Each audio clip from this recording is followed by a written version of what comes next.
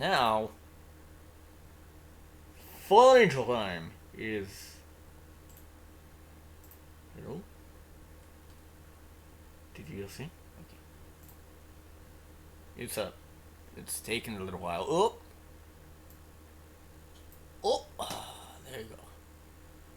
Doki Doki Fallen Angel is a DDLC fan mod that I need to readjust the size of.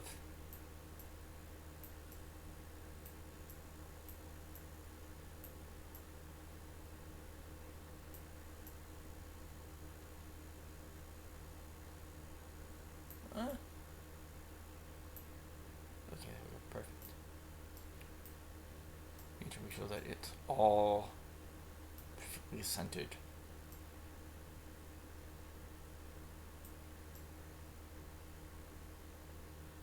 Okay, there we go. We're good. We're good, alright. Doki Doki Fallen Angels. Doki Doki Literature fan mod that is not affiliated with Team Salvato. So then we played only after the official game has been completed and contains spoilers for the official game. Game files for Doki Doki can be downloaded on there. By playing Doki Doki Fallen Angel, I have completed it. Yes. I have completed it. Ooh.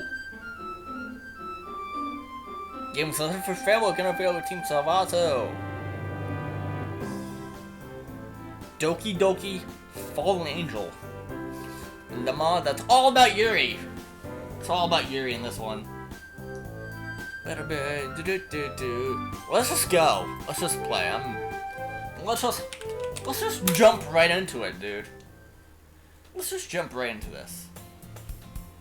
Bat, wake up! I shake myself awake. Huh? Upon open my eyes, the image of Sayori fills my view. Say, what? Sayori must have come to classroom when I was stressing out. I look around and realize that I'm the only one left in the classroom. I thought I kept you coming out of the classroom, but I saw you just sitting and facing out, so I came in. Honestly, you even listen to me sometimes. I'm impressed. You don't need to wait for me, it's gonna make you late to your own club. Sayori is vice president of the Literature Club. Not that I was ever aware that she had any interest in literature. In fact, I'm 99% sure she only did it because she thought it would be fun to help start a new club. Since she was the first one to show interest at the Literature Pros Club, she inherited the title of vice president. That said, my interest in literature is guaranteed to be even less. Well, you promised this morning you would take us from clubs, so I thought maybe... What are you getting at, Sayori? Well, then you can come to my club. Like I said, I have no interest in literature. Sayori. Yeah? There's no I'm gonna join a club. Meanie? Yeah, I'm going home. But you promised! Why do you care so much anyway? Well, I kinda told you over yesterday over being a new member and asking me cupcakes and everything. Don't make promises you can't keep. Like how you promised you'll look at clubs? Shot myself in the foot there, didn't I? Let alone say. Fine, I'll stop by for a cupcake, okay? Yeah, let's go! Sarah grabs my wrist and yanks me out right here. Act 1. Friendships made, friendships broken. Ooh. Interlude music. My favorite. And thus, today marks the day of some whistle for a cupcake. Oof. I didn't hit the right one. I dejectedly follow Sayori across the school and upstairs, a section of the school I rarely visit, being generally used for third-year classes and activities. Sayori, full of energy, throws open the classroom door. Was it really necessary to do so much force when you could have just gently opened the door? That's saying what we all have on our mind. No?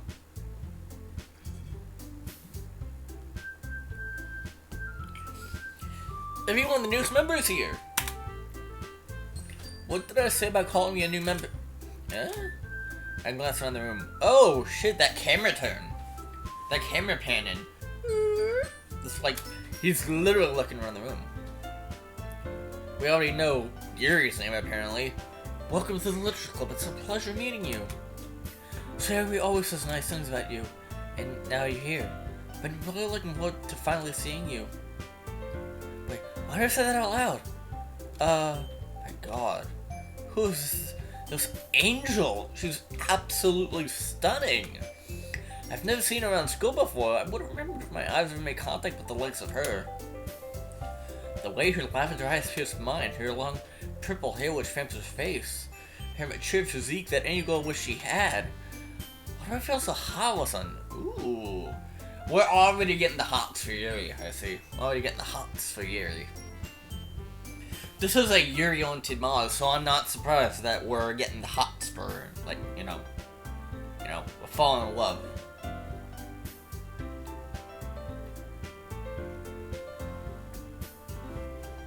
She's an angel that fell from heaven, which is why it's called Fallen Angel. She's a fallen angel. Bruh. Thank you for the follow, whoever that was. I really appreciate the follow. Really appreciate it. My face is burning, my palms are sweaty. Knees weak, arms are heavy. Vomit or the sweater already, mom's spaghetti.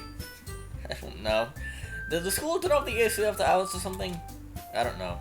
Seriously, boy, way to kill the atmosphere. Ah, Belle, what a nice surprise. Welcome to the club. All worth escape me this secret. This club has an incredibly cute girl. What are you looking at? If you want to say something, say it. Sorry. Natsuki. The girl with the sad attitude, whose name is apparently Natsuki, is one I don't recognize. Whose small figure makes you think she's probably first year. She's also the one who made cupcakes, according to Sayori. Sayori steps closer and leans in my ear. Can you believe she did see me just as that? Oh. Bruh. I tend to stare with a dumbfounded expression written on my face. Don't let us fool you, Natsuki can hold her own. You can just ignore her when she gets moody. Sayori steps away and turns back towards the other girls. Anyway, this is Natsuki, always full of energy. And this is Yuri, the smallest in the club. Don't say things like that. Yuri, who appears comparatively more mature and timid, seems to have a hard time keeping up with people like Sayori and Natsuki. Ah, well, it's nice to meet both of you. I say this to both of them, having my eyes never stray off of Yuri. And it sounds like you're going to Monica, is that right? That's right. Monica smiles sweetly. That smile, that damn smile. Yeah, we had class last year together, I believe. Monica and I won the same chemistry class last year. I would joke with my friends how me and her had chemistry together, implying more of a romantic connection. In reality, we only had one interaction with each other, and that was when I sneezed and she said, "Bless you," to which I actually responded with, "You too." That's right! It's great to see you again, that. You too, Monica. Smooth. Real smooth. Come sit down, Bab. We made room for you at the table, so you can sit next to me and Monica. I'll get the cupcakes. Hey, I made them. I'll get them. Sorry, I got a little too excited. Then, how about some tea as well? The girls have a few desks arranged on the table. As Sarah mentioned, it's been wide so that there's one space next to Monica and one space next to Sayori. Natsuki and Yuri walk out the corner of the room when Natsuki grabs a wrapped tray and Yuri opens the closet. Still feeling awkward, I take a seat next to Sayori. Natsuki proudly trots back to the table, tray in hand. Okay, are you? Oof. Natsuki trips and falls to the ground, tray in hand. Oh my god, are you okay? I rush out of my seat to help her. Ah, don't touch me! Natsuki gets out of me without my assistance. She quickly passes herself off. The cupcakes! The tray of cupcakes spilled over. On the floor, I see a dozen chocolate cupcakes with colored frosting ranging from pinks and whites. Each one's decorated to look like a little castle. Not the cupcakes! No! The cupcakes fell! Rip every single cupcake in there. God damn it. Each one's decorated to look like a little castle with chocolate chips to make nose and ears. I'm sorry. Natsuki looks really sad that she dropped her cupcakes. Sayori seems pretty sad too. Hey, it's alright. Look, not all of them fell out. I pick up the tray. Although a decent number of cupcakes is full, there's still a few that stay relatively safe in the tray. We can still eat these, right? Right. Yay, we're still good cupcakes! Natsuki, why don't you get a broom to clean these up? Alright. I was gonna say this is mostly vanilla, but this is way different. And I'm liking the change in pace here. Natsuki goes to the closet and we continue where we had left off. Sayori leans into my ear. Hey, Matt? Yeah? You did good then. Well, everyone just seemed disappointed. That's just like you. What do you mean? Alright, let's see the reviews. Sarah ignored my question. She immediately got phone, followed by Monica, then me. Natsuki also returned the broom in hand. It's delicious! Sarah talked with a mouthful and has already managed to get icing on her face. I turned the cookie around my fingers, looking for the best angle to take a bite. After she finished swooping on the mess, Natsuki returned to the table. She was quiet. Can't even notice her was sneaking glanced in my direction. She waiting for me to take a bite? I shoved the entire cookie in my mouth like a vacuum. Icing sweet, full of flavor. I wonder if she made it herself. This is really good. Thank you, Natsuki. Why are you thinking me? It's not like I made them for you or anything. I thought you simply did. Sayori said, well, maybe, but not for you. You know, you dummy. Alright. Given my Natsuki's weird logic into this conversation. Yuri returned to the table carrying a tea set. She carefully placed a teacup in front of each of us before setting down the teapot and the center of the table. You keep all tea set in the classroom? Don't worry, the teacher just gave her permission. After all, doesn't a hot cup of tea help you enjoy a good book? I guess. Don't let yourself get intimidated, just trying to impress you. That's not insulted. Yuri looks away. I mean that, you know, I understand. Well, tea and reading might not be passive for me, but I do at least enjoy a cup of tea. Yes, this is Fallen Angel. This is Fallen Angel. We're starting Fallen Angel.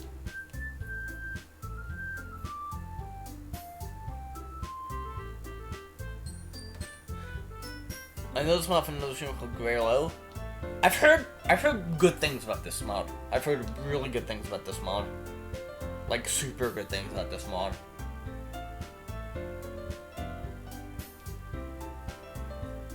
I've heard like nothing but good things about this mod, and this mod's gotten a fuck ton of nominations for like the best mod of 2019 shit.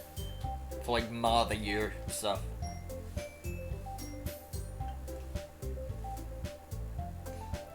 I've heard that it's also really emotional. So I'm ready to fucking cry. I'm glad. You're feeling smiles for some relief. Yo, Camo, welcome to the stream, dude. We finished Salvation, and now we're playing Fallen Angel. Another mod that focuses on Yuri. Instead of being a Yuri POV like New Ops, it just focuses on Yuri. So it's like a Yuri route mod. Well, the only route is Yuri. Yuri faintly smiles for something relief. Monica raised an eyebrow, then smiles at me. So what did you consider the literature club? I almost choked on my tea. I was fearful of this question. Ken told Monica was brought with cupcakes and then practically dragged her by Sayori. Sayori brought me the cupcakes and then dragged me here. You said you wouldn't do it. And yet you did. You said you wouldn't say it, but you did anyway. Real smooth, Bat. Real fucking smooth.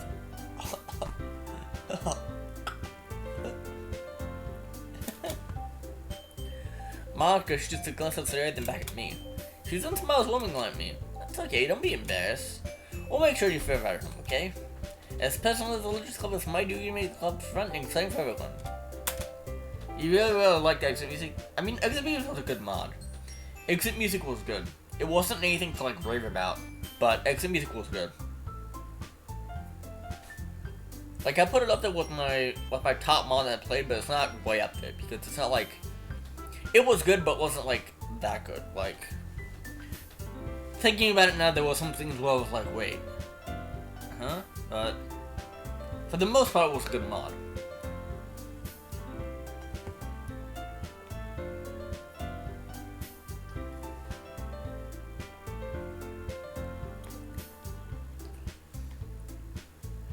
Rain Clouds is good.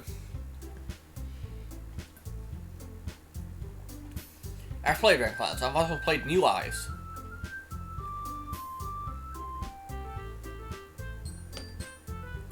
I have also played New Eyes. I've played Rain Clouds, I've played New Eyes, I've played Salvation. I just recently finished Salvation. I've played Relapse, which is good.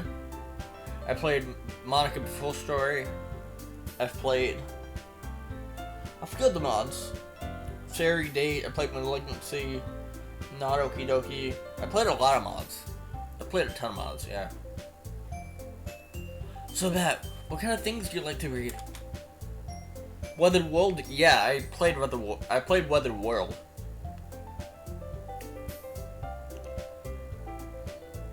Weathered World was kind of weird, but it was a good mod, nonetheless.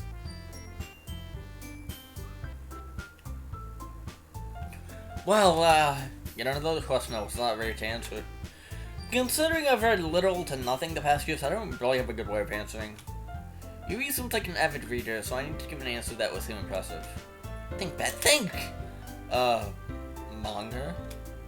I muttered quietly to myself, half joking. Natsuki's head suddenly pokes up. Did you say manga? Yeah, why? No reason. Alright then. Not much of a reader, I guess. How was Fairy Day? I heard it got kind of... Fairy Day was creepy. Like, it's one of those, like, scary, like, horror mods.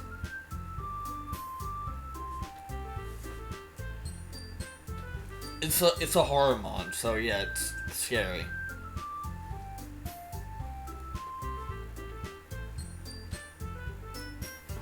Not Okie Doki was all over the place, but it was a good mod. I don't think you can get it from the DLC mod list anymore.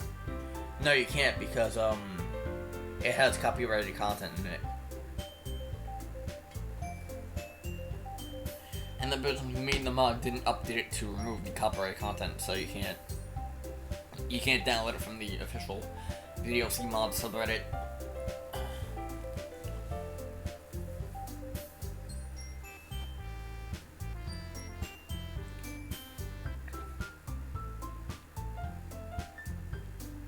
There's a few of the mods have copyright content.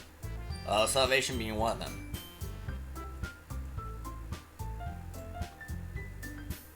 But anyway, let's not talk about the copyright content and get back to the game. Not much of a reader, I guess. Well, that can change. What am I saying? And I thought the regular DLC was a bit disturbing. I mean, there are a few mods that make the game even more disturbing. Fairy Day was one of them. Not Okie Doki was another one. There are a couple of meme mods, though, like Meme Club, Malignancy. Not Okie Doki is kind of a meme mod as well, because, you know, it's just all over the place, and you're trying to focus on one thing, and it's like, close to happening.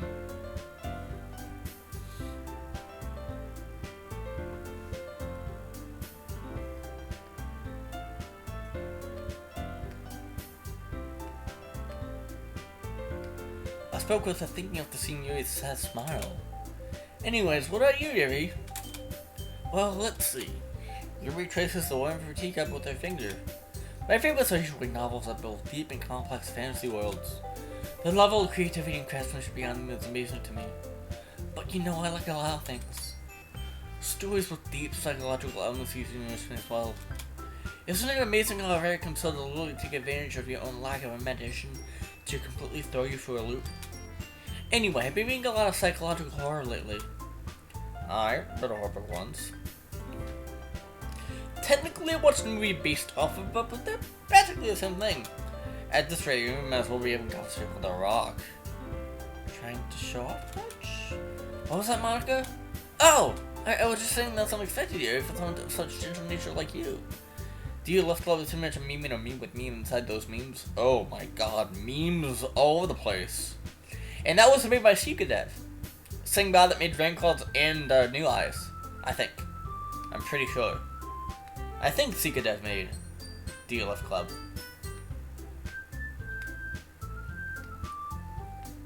I might play DLF Club at some point.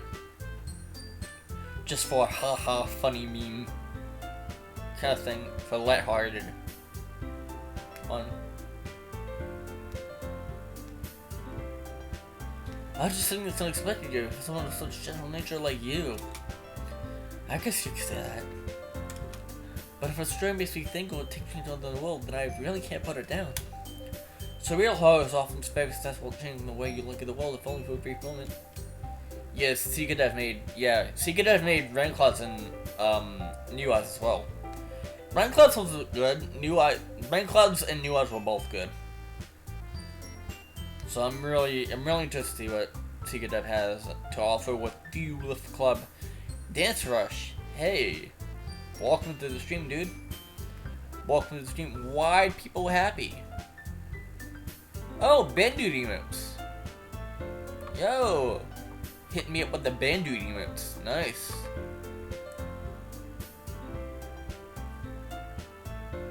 The Bandude why people happy 4-part emote. What's going on, Dance Rush? What's going on, dude?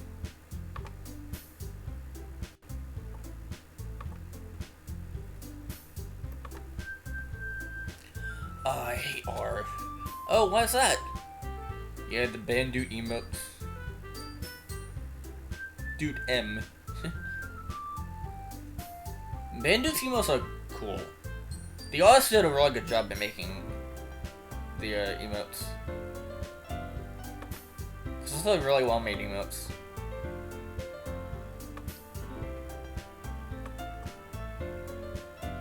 Duke D, I love Duke D. Yo, sour please in the chat.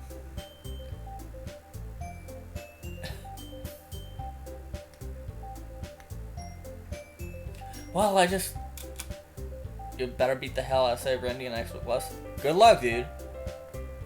Good luck with your attempts on the song in Beat Saber. Natsuki's eyes dart over me for a split second. Never mind. That's right. You should get to try to cute things, don't you, Natsuki? Time to flail the arms all over the place. Time to just flail your arms just every which way and attempt to hit notes in order to pass a song. That's right, you should go try to cute things, don't you, Natsuki? Well, that's a lot of sour please. That is a lot of sour please. What? What gives you that idea? You left the piece of scrap paper we had last club meeting. Looked like you were looking at a poem called "Don't Say It Out Loud." Yo, that's sour. Yeah, that please is very sour. Hey, get that back. Fine. Your cupcakesy poems.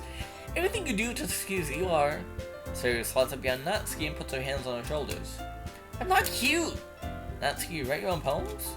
Eh, well, I guess sometimes. What do you care? I think that's impressive. Why don't you share them for some? No!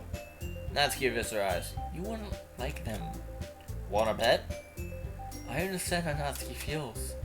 Sharing that level of writing takes more than just confidence. The true form of writing is writing to oneself. You must be willing to open up to your readers, exposing your vulnerabilities and showing you the deepest reaches of your mind. I could listen to you talk about writing all day. My thoughts are interrupted by Monica. Do you have writing experience too, Yuri? Maybe if you shed some of your keep an example, let me help Natsuki feel comfortable enough to share hers. I guess it's time for Yuri. I wanted to read everyone's poems. We all sit in awkward silence for a moment.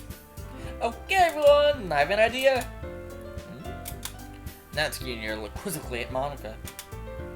Let's all go home and write a poem of our own. Then next time we'll meet, we'll all share them with each other. That way everyone is even. What? Yeah, let's do it. Plus, now that we have a new member, I think it'll help us all get a little more comfortable with each other and strengthen the bond of the club. Isn't that very bad? What is this, an interrogation? One of the schools you've asked me difficult questions. Hold on, there's still one small problem. What's that? I never said I'd join the club. Same way have convinced me to stop by, but I haven't made a definitive decision. Yeah, Monica having a big brain moment. A big brain moment. I started to look at other clubs and, my train of thought has been derailed. All four girls stood back at me with dejected eyes. But, I'm sorry, I thought... That... You all, defenseless against these girls, but I'm not supposed to make a clear decision with like this. That is, the Frank Holmes, the best I need to pay and I'll spend every day with Yuri. Right, okay, I've decided then. I'll join the Lunch Club. One by one, the girls' eyes light up. Yes, I'm so happy! Sarah smells Remy in a vice-like grip. My headphones are falling off. Jumping up and down. Okay, my headphones are way too loud. Turn that shit down. And in turn, turn everything up. It's a big cranium moment. Giant cranium moment. This really do be a big cranium moment right here. Hey, you really just came me for a moment. If you really just came for the cupcakes, I'd be super pissed. And that makes it official. Welcome to the Literature Club. Thanks, I guess. Okay, everyone. I think with that, we can officially end today's meeting on a good note. Everyone remember tonight's assignment. Write a poem to bring to the next meeting so we can all share it.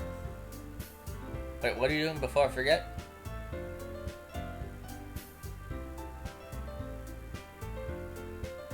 Look, oh yeah, Big Bill's Hells. Yeah. You dumb enough schmucks come to Big Bill Hells. You're such a stupid motherfucker.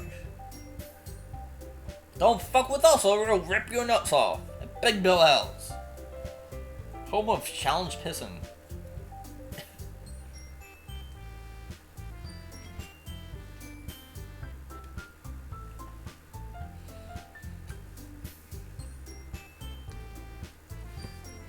Fuck you, Baltimore! Monica looks up at me once more. But I look forward to seeing how you express yourself. You too, Monica. Once again, I fell from a proper sentence in front of Monica. I already feel the anxiety welling up inside me. Meanwhile, the girls continue to chit-chat as Yuri and Natsuki clean up the food. Hey Beth, what are you? Do you want to walk home together? That's right, Sarah and I never walk home together anymore because she always stayed after school for clubs. Sure, might as well. Yay! With that, the two of us depart the club and make our way home. The whole way my mind can't stop focusing on one of the girls. Yuri. Maybe I'm crazy, but I definitely found a connection between us. Will I really be happy to spend a given day at the school and Legends Club? Perhaps I can take that opportunity to go closer to her.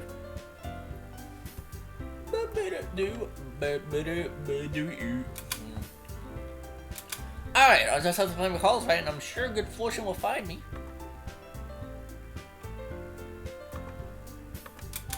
And I guess that's also saying a poem tonight. Perhaps if I write a good poem, I can get the attention of a specific girl. You said you like her, right? Well, let's see what I can conjure from that. I take a seat at my desk. Poems. Poems, poems, poems, poems.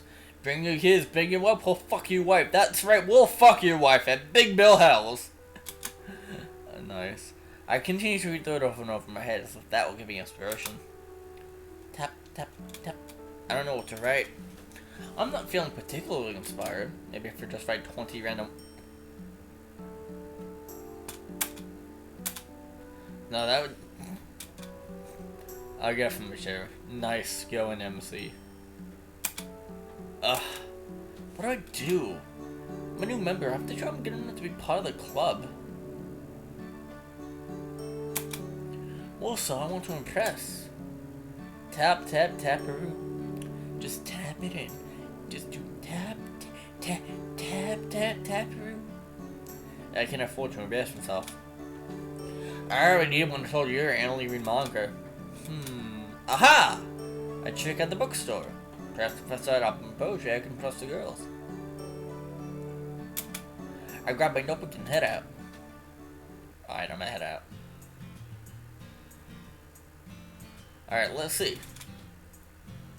I'll begin to move my fingers along various books. Hold on. This will benefit from, me opening up my room. Hold on.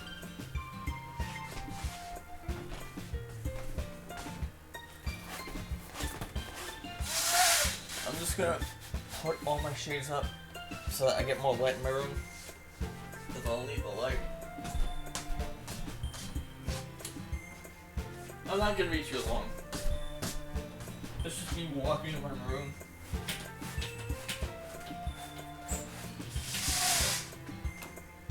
Yeah, it's just me in my room, just putting up the sheets and shit.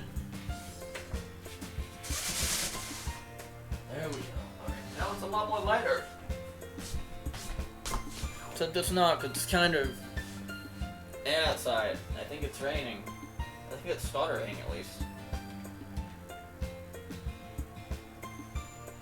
Yeah, I think it started raining.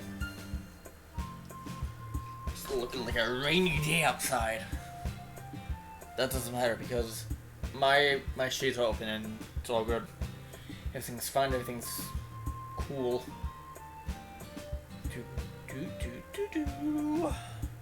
I've been getting my fingers along various books. Start to pick random books off the shelf. Unwind? No. It? No. The Lightning Thief? Oh, come on, that was a good book! Lightning Thief was a good book. Lightning Thief was a good book, okay? I don't care what you say, but the Lightning Thief series was a good book. The Percy Jackson series. MC is tiny cranium, Monica has a large cranium. Comparison, MC's a stupid fucking Monica's a hoe. Yep, basically, Monica's a fucking thought. That's what she is. Trying to get with us, you fucking thought. Be gone, thought! What am I, 13? There has to be some decent books here somewhere. Monica's a fucking hoe. What? I'll pull another off the shelf. Doki Doki Outcast? Nice mod call out, dude. That's what I'm playing next, by the way. That mod is what I'm playing next, by the way. I'm gonna play Outcast next. Because, yeah. But yeah. I like the mod call out in there. That's cool. Our guy walks beside me. Is that Outcast? He picks it up. That's a good story. I'm sure it is. I walked in this aisle. This is useless. What's useless? Ah! Oh, boy. I quickly took my body to face a random voice. Oh, it's you, Monica. Did I scare you? Me? Scared? Nah. I nearly peed my pants, but overall I'm good. What are you doing here? I'm looking for some books on Chopin. Who? Frederick Chopin. He was a virtuoso pianist back in the early 1800s. Monica's eyes seem to light up when she talks about old dead guys.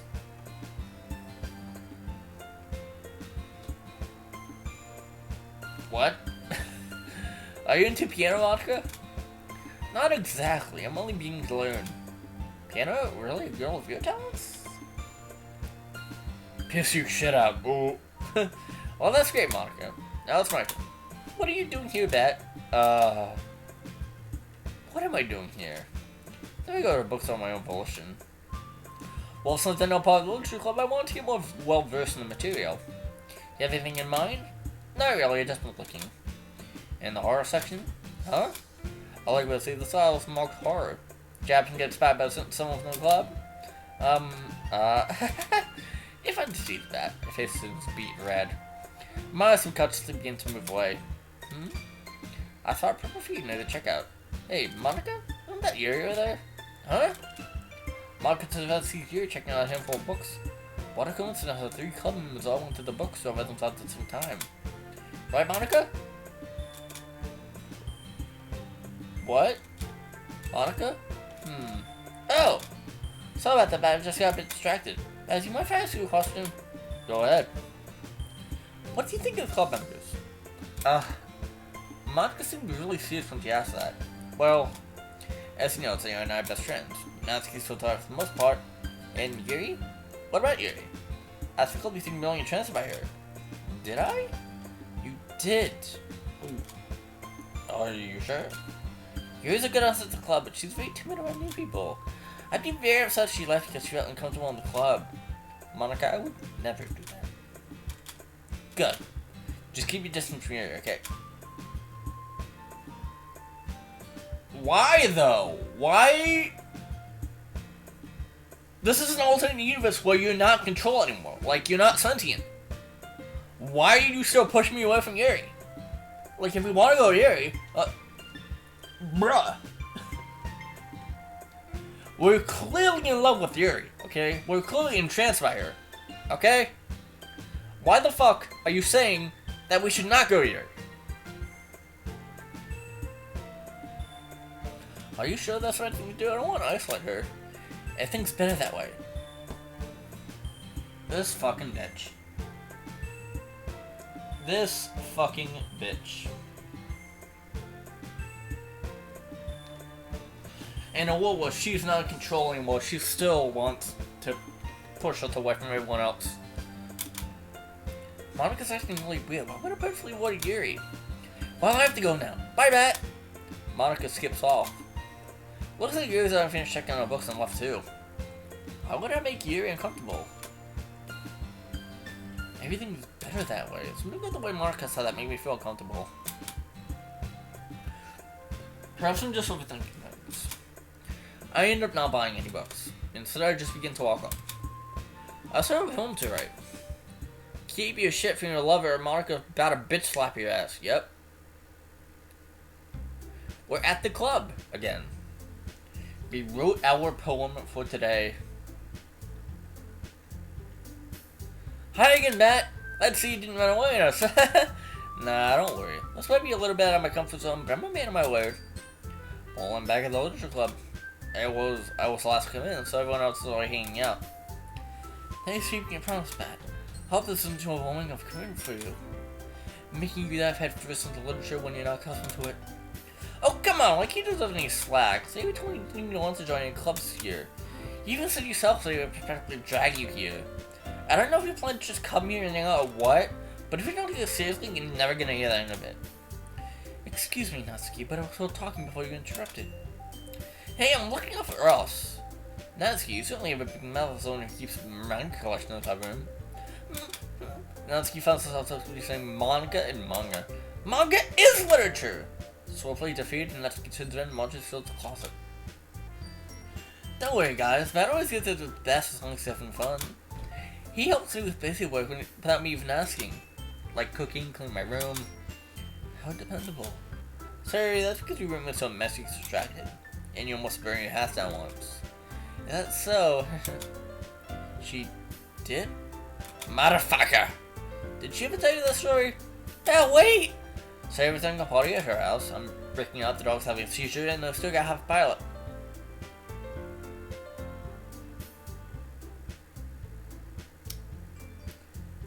I don't know what that reference is, but I think that's a reference to something.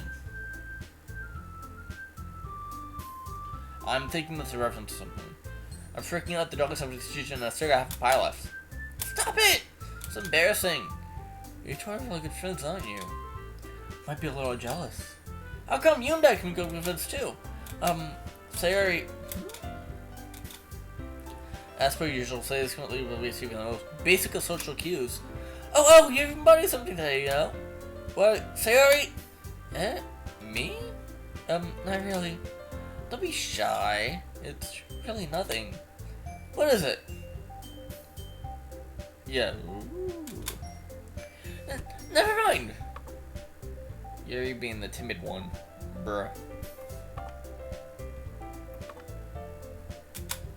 3 minutes sounds like a big deal when it's really not. What do I do? I'm sorry, yo. I'm thinking. Guess it's like here's your rescue the situation. Hey, don't worry about it. First of all, I wasn't expecting anything of this place. It's a surprise to be sure, but a welcome one. Is that so? Yeah, I won't make it a big deal if you don't want it to be. Alright. Well, here. Yuri reaches into her bag and pulls out a book. I didn't want you to feel left out, so I picked out a book that I thought you might enjoy. It's a short read, so it should keep your attention even if you don't usually read. And we could, you know, discuss it if you wanted. This is... How's this girl actually being so cute? Alright, see you, Camo. See you. Hope you have a good day. Hope you have a good day, Camo.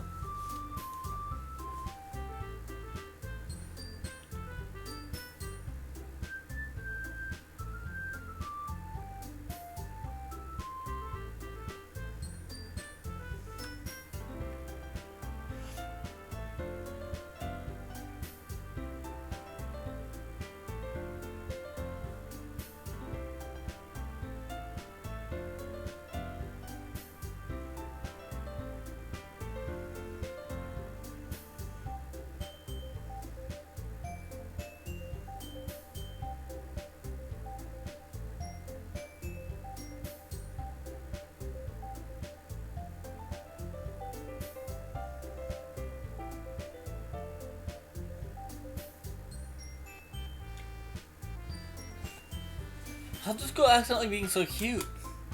She even picked up a book she thinks I like, despite me not reading much.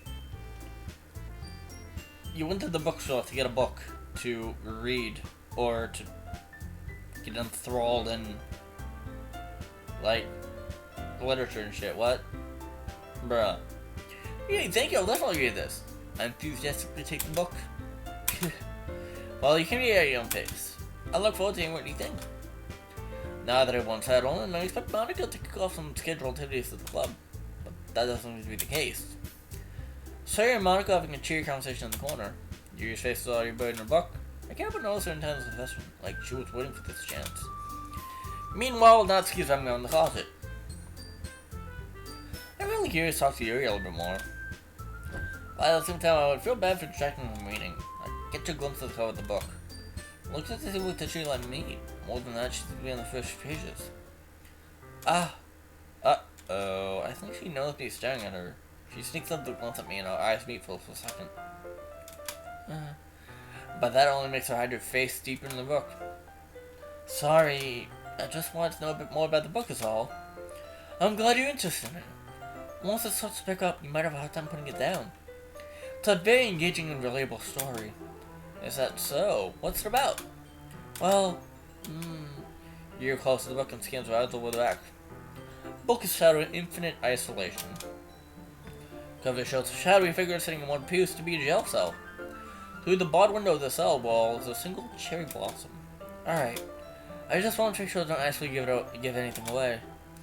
Basically, it's about a woman and her husband who were imprisoned in a human experimentation camp. They plan to escape the camp, but unfortunately their plans are discovered. As punishment, the wife is forced to watch them hang her husband from a tree, and then spend the rest of her days in solitary confinement. The rest of the story is about her dive into total insanity of the traumatic events. That's kind of dark, isn't it? You mean it sound like it was gonna be a nice story? Is that dark thing coming from nowhere? Gary gently giggles all of a sudden. Are you not a fan of that little thing, Dad? No, it's not that. I can definitely enjoy this kind of story, so don't worry. Hope so. Yeah, I almost forgot that Yuri's into those things. She's so shy and reclusive on the outside, but her mind seems to be completely different. It's just like those kind of stories that challenge you to look at life from a strange new perspective. When horrible things happen, not just because someone wants to be evil, but because they have their own goals or their own philosophy that they believe in. Then suddenly, when you thought you were the protagonist, they made out to be the naive one, following their one-sided morals into with the villain's plans. I'm rambling, aren't I? Not again. Sorry. Hey, don't apologize. I haven't lost any interest in it at all. Well, I guess it's alright then. But I feel like I should let you know that I have this problem. When I let things like books and writing from my thoughts, I kind of forget to pay attention to other people. So I'm sorry if I end up saying something strange. And please stop me if I start talking too much. I really don't think you need to worry. That just means you're passionate about reading. Least I can do is listen. It's a literature club after all. That's true. You seem to relax a bit now. In fact, I might as well get started reading it, right? You don't have to. What are you saying? Just a moment ago you said you were looking forward to it. Let me just grab the book. I quickly retrieved the book that I had put into my bag. Alright, it's time for it here, right? I slept in the seat next to Aries. Yeah. Are you sure? You seem a little apprehensive. I'm sorry. It's not that I don't want you to. Just something I'm not very used to. And it is reading from with someone. I see. Well, just tell me if I end up distracting you or anything. Alright. I open the book and start the prologue.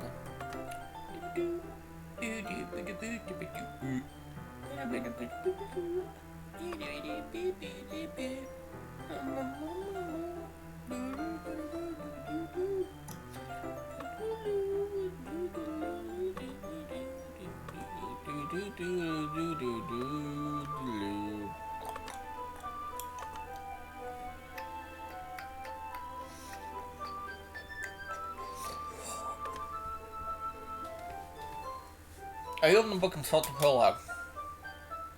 I soon understand what Yuri means about reading company. So as if I can feel a presence over my shoulders as I read.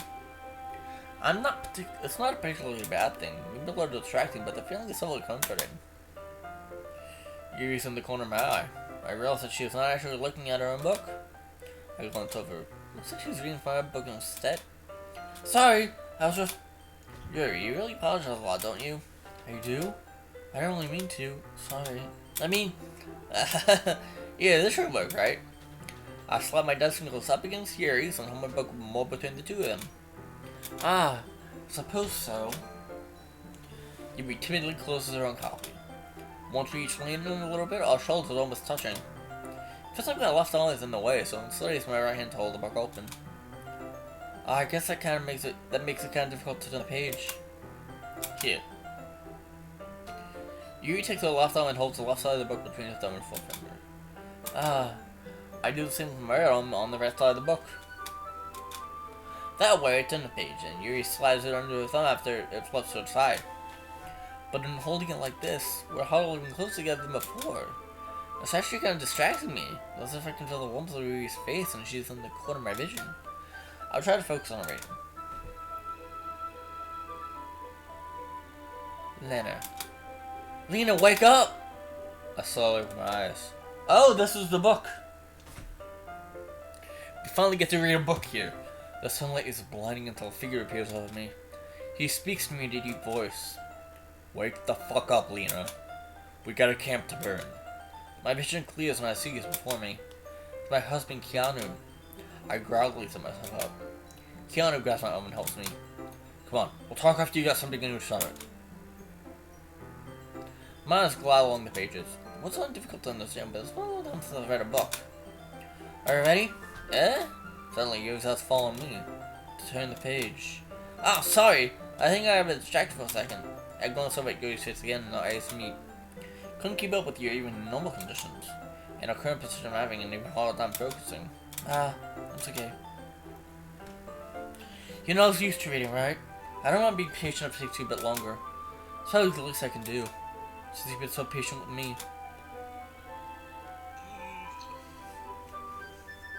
Yeah, thanks. Hope Yuri doesn't think I'm illiterate or something. I hope she doesn't.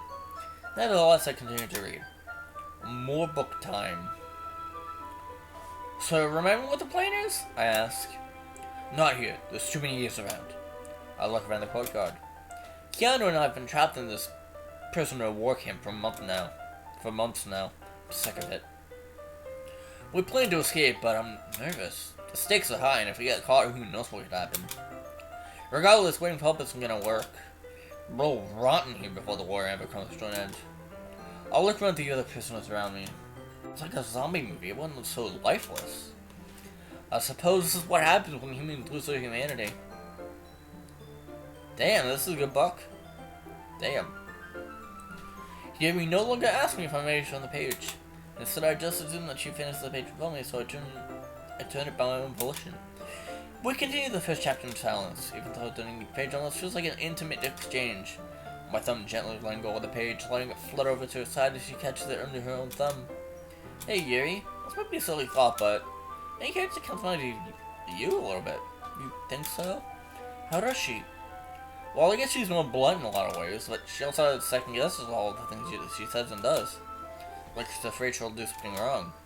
It's not like you can see into your head or anything, but they're kind of reminiscent of some of your mannerisms. I see. Ah, yes.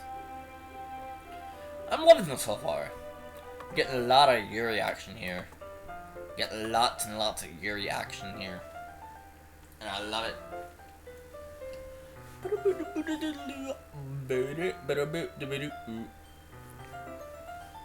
Yuri remained silent for a moment. Oh my god, but that's probably a terrible thing to have a call with her. It's so embarrassing that you did that. Wait! Fantastic. 10 minutes and I've already managed to ruin my chances that I love.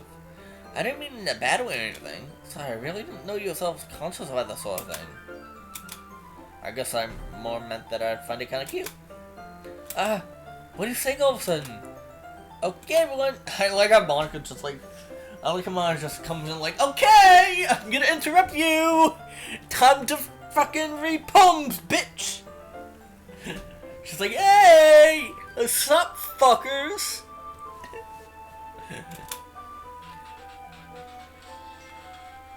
Yo, what if you want to see the zombie of an open day?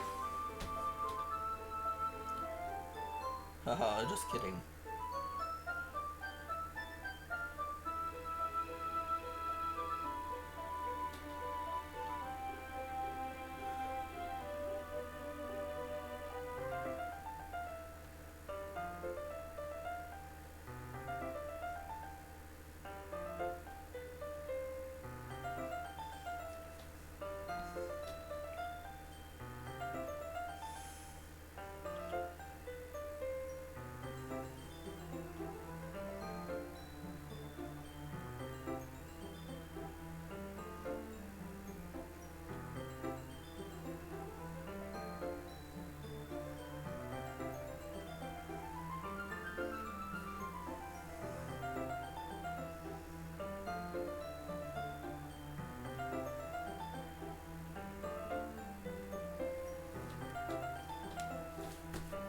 I think it's time we share poems today with each other. We might have enough time for way too long. Ah, Yuri exhaled, spared from finishing a thought. Is it alright, Yuri? You're looking kind of down. I'm sorry if you haven't been looking forward to this. It's not. It's fine. It might have been my attention, but it seemed Monica was giving me a dirty look before turning away. She felt like, better not do anything to Yuri. You better stay away from her. Why is Monica saying that we should stay away from Yuri? Like, bruh. It's like Monica's like, if you keep with Yuri, something bad's gonna happen. You're gonna die. Or she's gonna die. Yuri releases her hand with the book, I'll take it close on top with my thumb. Alright, I guess I'll do some more reading tonight. I'll go ahead and finish the first few chapters, that way we can read together when the story picks up. That sounds like a good idea. Alright. I stand up and make a mental note of where I left off in the book, then slip back to my bag. By the way, did you remember to read a poem last night? Yeah, my stomach tied stuff in a knot. Can't believe I agreed to do something so embarrassing. I couldn't really find much since I read something I've never really done this before. Well, now that everyone's ready, why don't you find something to share with? I can't wait! Sam and Mark enthusiastically pull out their poems. Natsuki and Yuri reluctantly complies while reaching into the bags. I do the same myself. With whom should I share my poem with first? Well, there's only one option here. There's only one option. Thank you for the follow, whoever that was. I really appreciate it. I really appreciate the follow. There's only one person that we can share it with. And it's the girl of our dreams, apparently. So, Yuri. Yuri's probably enough experience, so I can trust her to give honest feedback. Also, she's the girl I'm trying to impress anyways, so it only makes sense to talk to her first. The cut music.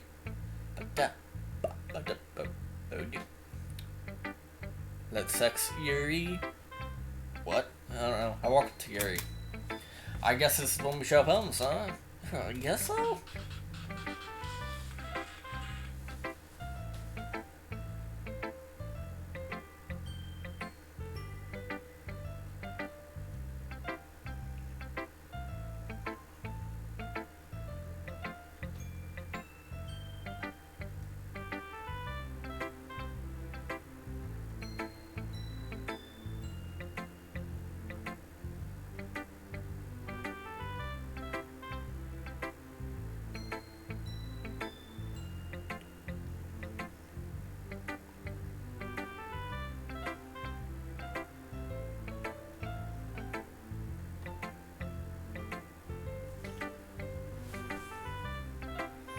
The gentleman will say ladies first, but you seems nervous about this.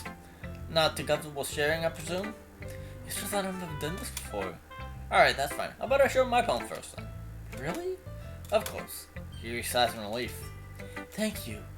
I wave my hand decisively. Don't mention. Just don't make fun of my handwriting. What do you mean? A lot of people can be crab because such handwriting is very childish. Man, I would never do such a thing. I hope that's not how you really see me. No, that's not it at all. I don't think it'd be a type of person who will make such a big deal out of something so minuscule.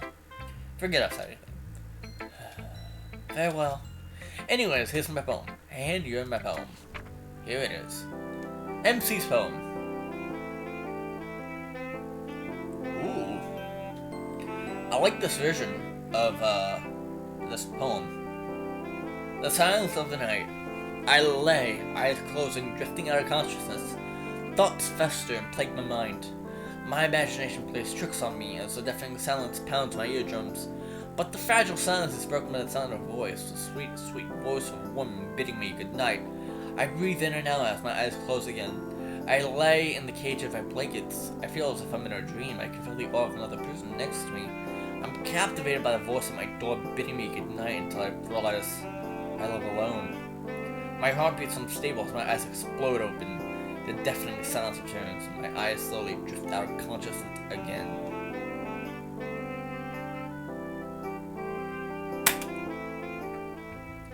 Phenomenal. What was that? Pat, this poem is fascinating. The dark tone and eerie ambience you get is very unsettling. Not in the bad way, though. Did I raise my voice? Sorry. Damn it, I was actually getting somewhere. Alright, Pat, fix this. Yeah, it's alright, I didn't even notice. Please continue. You seem really interested in my poem. Yes, like I was saying. It's a very dark and chilled piece that really evokes emotion. Question for you, Pat. How much experience do you have writing? Your use of metaphors and the way you pull the reader into your poem was fascinating. Really? Thanks, you. That means a lot coming from you. To be honest, it's actually my first time reading poetry. I knew that. I could tell by your trace's finger along my poem, just dissecting it down further. Yes, here's how I was able to tell. Common mistake I've seen in your writers is that they tried to make their writing too deliberate. Yes, they each try to focus on one or two different topics or styles and try to form the fit to la la la la la la. Once your reader gets the thoughts together, she appears to be a whole different person. Of course, that's not something you can be blamed for. That's good advice, Yuri. I'll definitely consider that next time. I'm sure you'll improve nicely. Metaphors can go a long way in writing. I have an example of that if you'd like to read. Of course. Yuri smiles as if this is a rare opportunity for her. I think that in itself was funny. I mean, isn't this a literature class after all? Yuri hands me a poem. Ah yes, Ghosts Under the Light.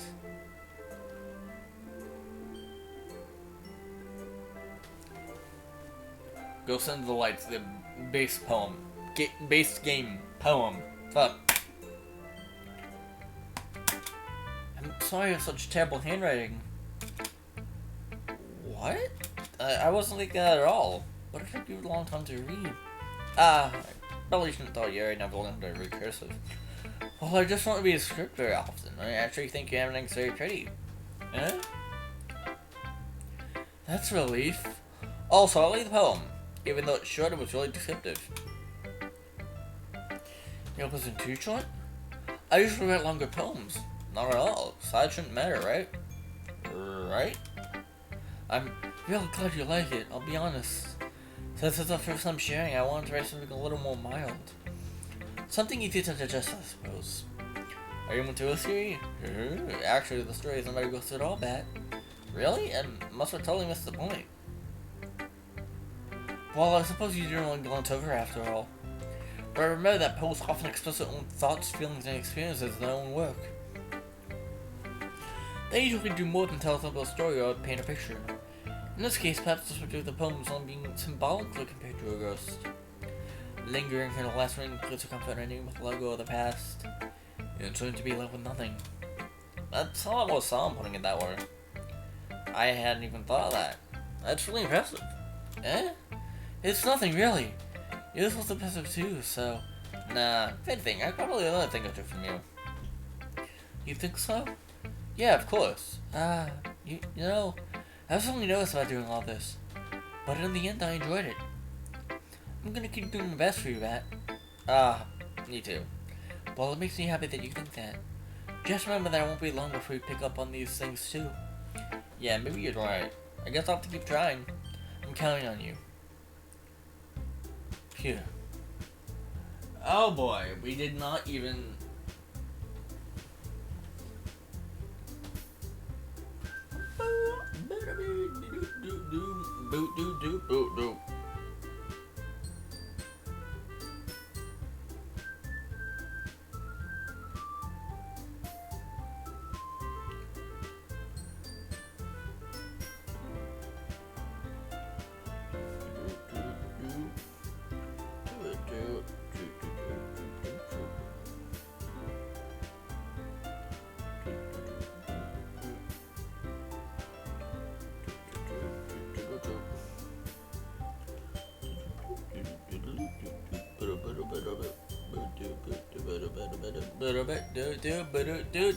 Anyway. I guess that's everyone. Today, show me a poem, Dear Sunshine. I can tell she wrote this morning, but when I asked her, she avoided the question. Neat. Next, Natsuki showed me a poem called Eagles Who Fly. Short and simple, but the message on how you can try but not really because, well, was well very thought out. Lastly, Monica and I shared our poems. Her poem was titled Hole in the Wall. It's pretty abstract and I didn't really understand it. Monica said it had to do with an epiphany of hers, but she didn't go into much detail. Nevertheless, I thought it was a good poem.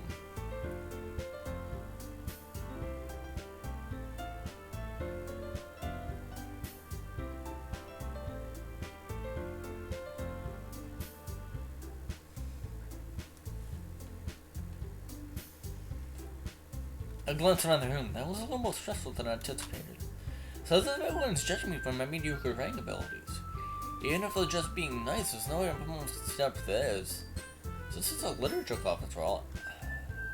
I guess that's what I ended up getting myself into. Across the room, Sam and Monica are happily chatting. My eyes went on Yuri and Natsuki, that camera pan again. What's going on? Yuri and Natsuki. And of course, we're gonna side with Yuri in this one. They gingerly exchange sheets of paper, sharing their respective poems. As they read in tandem, I watch each of their expressions change. Natsuki's eyebrows furrow in frustration. Meanwhile, Yuri smiles sadly. What's with this language? Did you say something?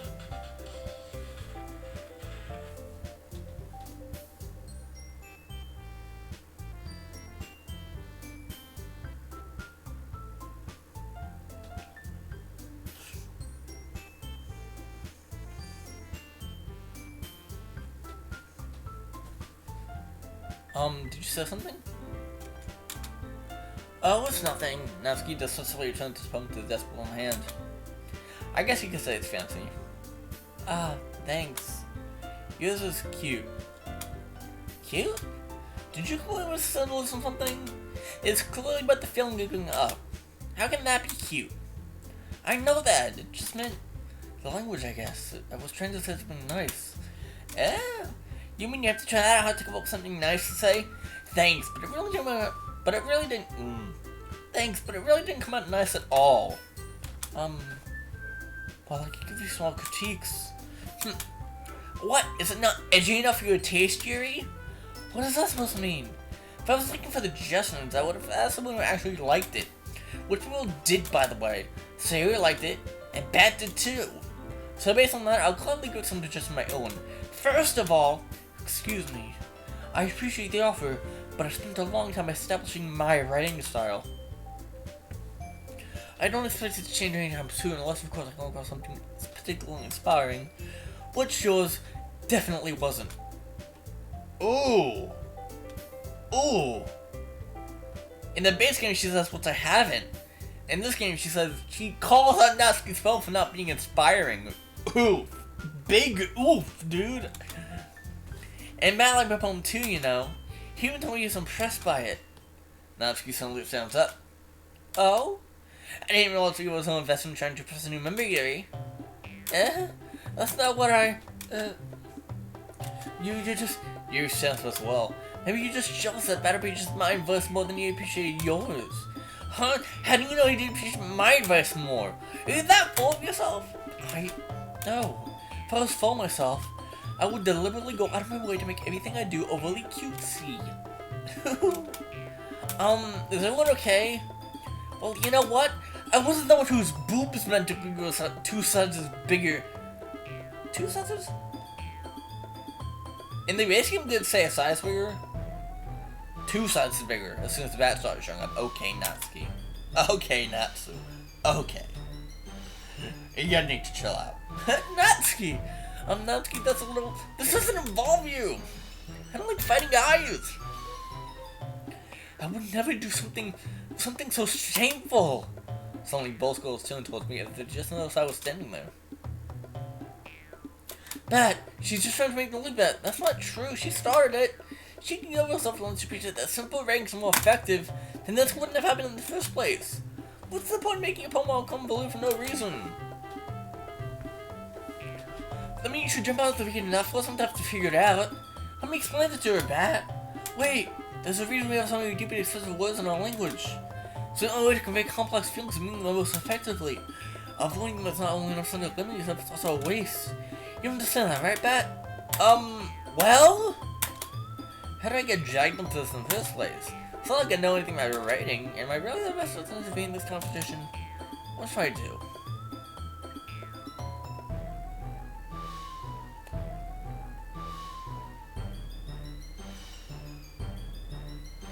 Okay. First deviation here. I'm sorry, what's the continue? What's the bullshit? I think back to my seat. I really need to stop preparing myself for the difficult question these girls I ask. Excuse me, Natsuki, but I don't think you have any right to talk to Bat like that. You know what I think, Yuri? I think that's when I first met you, I was said to be someone who I thought would share the team interests me. But now I see that you're just some stuck-up bitch. It's no wonder you have no friends.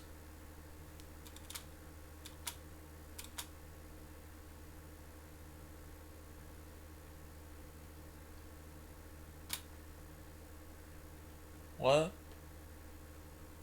Excuse me, what?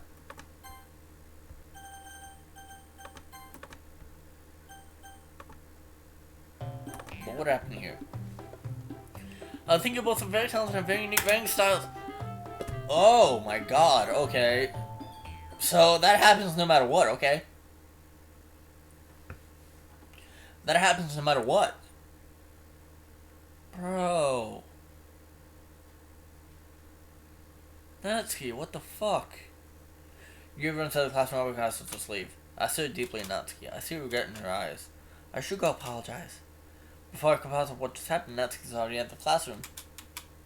I turned to Monica. Aren't you gonna do something? Should I? You're Miss President, aren't you?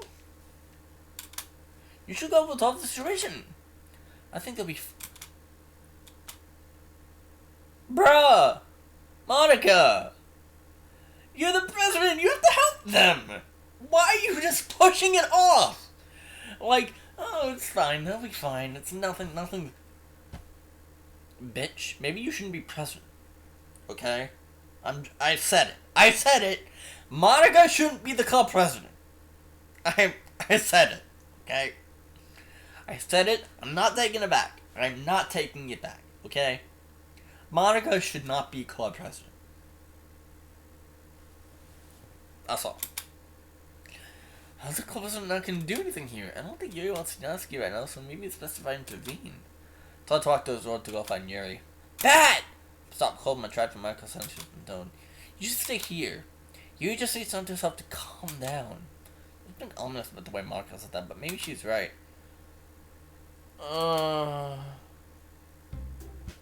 You should not have stayed there. You should have went to there to help her.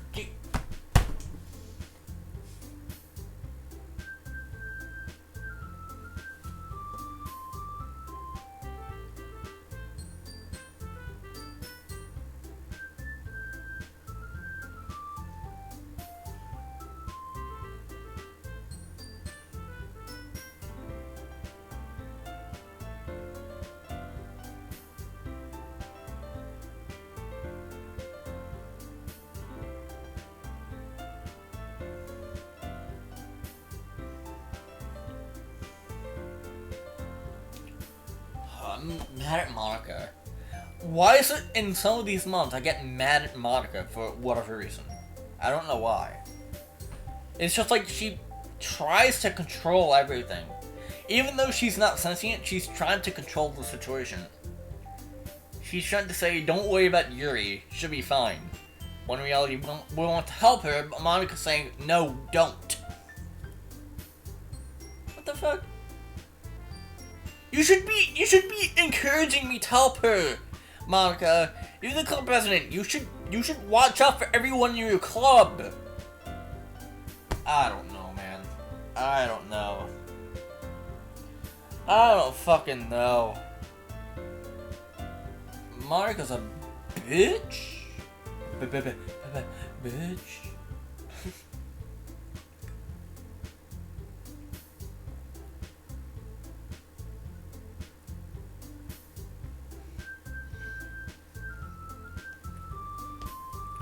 Okay, everyone, it's about time for us to leave.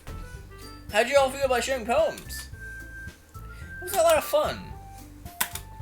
It was alright. Ben, how about you? I guess it was okay. It wasn't anything to talk about with everyone. Awesome! In that case, we'll do the same thing tomorrow. And maybe you'll learn something from your friends too. So your poems will sound even better! I think to myself, I did learn a lot more about the kind of poems everyone likes. With any luck, that means I can at least read and try impressing those I want to impress.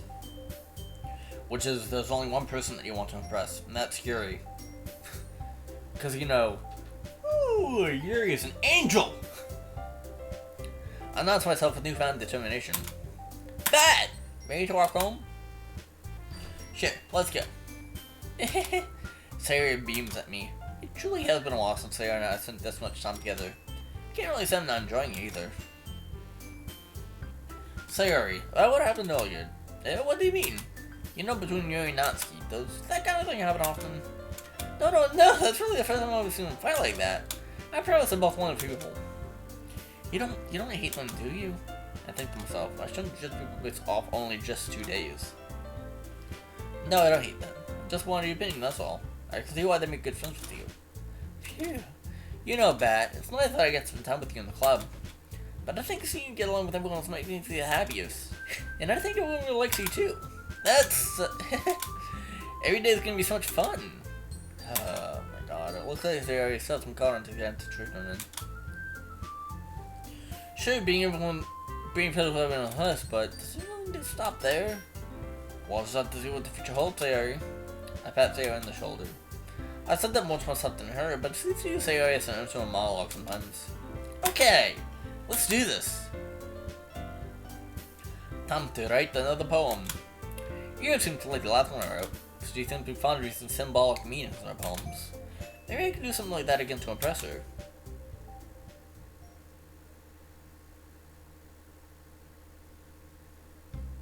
Ah, yes. The time skip right to the club. Maximus and I'm in the club. Because we wanna get to Yuri. We wanna get close to Yuri.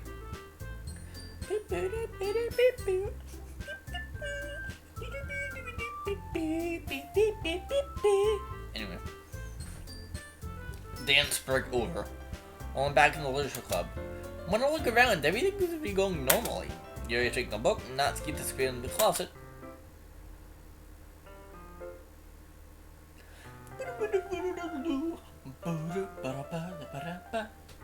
I love it. Hey Yuri, I suddenly noticed that you're seeing a different book from the one we were reading together. Turn my head to read the cover. Portrait of Markov? Eh? Sorry, I didn't mean to interrupt. Oh no. Can I just wait for you? Oh, if that's the case, why don't we go ahead and get started? Yes, let's! Actually, I have a request. Do you mind if I make some tea first? That sounds great, Yuri. Thanks. There's one thing that can make my reading time here any better. Some nice cup of tea. Not to mention for yourself as well. Yuri stands and makes her way to the closet. I fell and launched you to a small water pitcher from the shelf, the kind with the filter inside. Can you hold this for a second? Sure. Yuri hands me the water pitcher and also fetches an electric kettle. I'm gonna plug this into the teacher test and then we'll go get some water. She walks past me and sets the kettle on the teacher's desk. Simply watch her movements. To my surprise, the way that she moves really contrasts with speaking mannerisms. Especially because of her long ass legs. Yuri appears elegant and methodical. Okay, may I have the water pitcher? I hand Yuri back the water pitcher. Thanks, I'll be right back. I might as well walk with you up rather than just standing here. Yeah, why not? Shall we go then? Yeah. Where are you two off to? Eh? Yuri and I, we were gonna go get some something else I would since we're playing this to Monica. But now we're gonna fill the water pitcher, Monica. Okay. Sorry, just for curious. That's kind of a one-person job, isn't it? That's... Monica, would you tell me we know some of the people's affairs? Or do you want to tell me there's something wrong with something involved batting club activities? Or are you upset because I'm doing more to involve new women in the club than you are? Ooh! Yuri coming in hard with the insults. Get shitted on, Monica.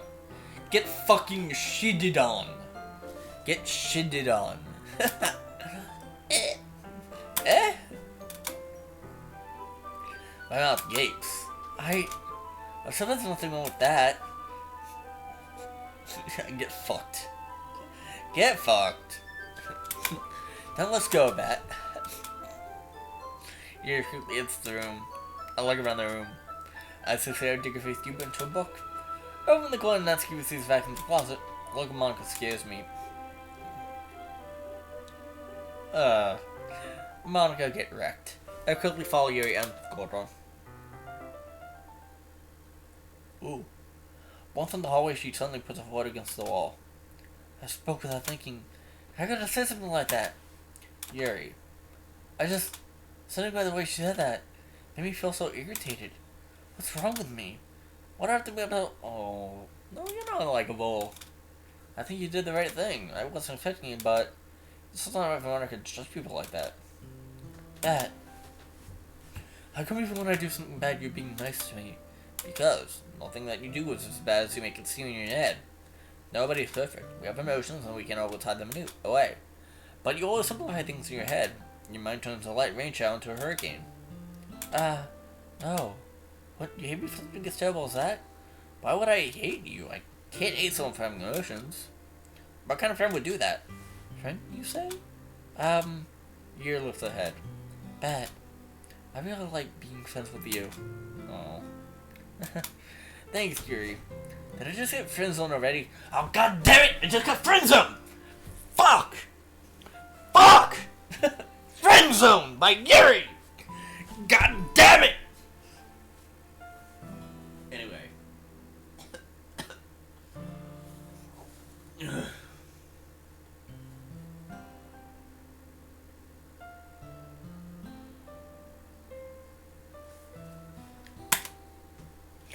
I like being friends with you too. Figured I'm about to say something like that, but I'm doing my best to help you feel better. Anyways, yeah, shall we go? Yeah. We arrive at the water fountain. You begin to fill the pitcher. Bat, do you think Monica's mad at me? I think back to Monica's blank confession. I don't think Monica's the type of person who would get upset over something like that. I should apologize to her, right? I think so. Just tell her how you feel. It wasn't right for her to intrude on us. You're right. I'm just not very good at displaying my emotions. I don't really get to experience social interactions as much as other people. And when I do, I usually end up embarrassing myself. I unintentionally give her a look of pity. Try to go with something to say. Yuri. Yes? She looked at me with upturned eyes. Like I'm just sort of painting she's appreciating in the museum. I think you have enough water. Huh? Yuri looks down at the pitcher. The water's completely overflowing and spilling over. Eek! Yuri quick lets go of the button. I'm sorry. I wasn't paying attention. Yuri, it's fine. It is? Yeah. Sorry I distracted you. Then okay. You dumped up the excess water. I need to do something here. You're just clearly still on edge. Yuri, look at me. Huh? It's gonna be fine. You didn't do anything wrong. I wasn't focusing on the water. I'm not talking about the water.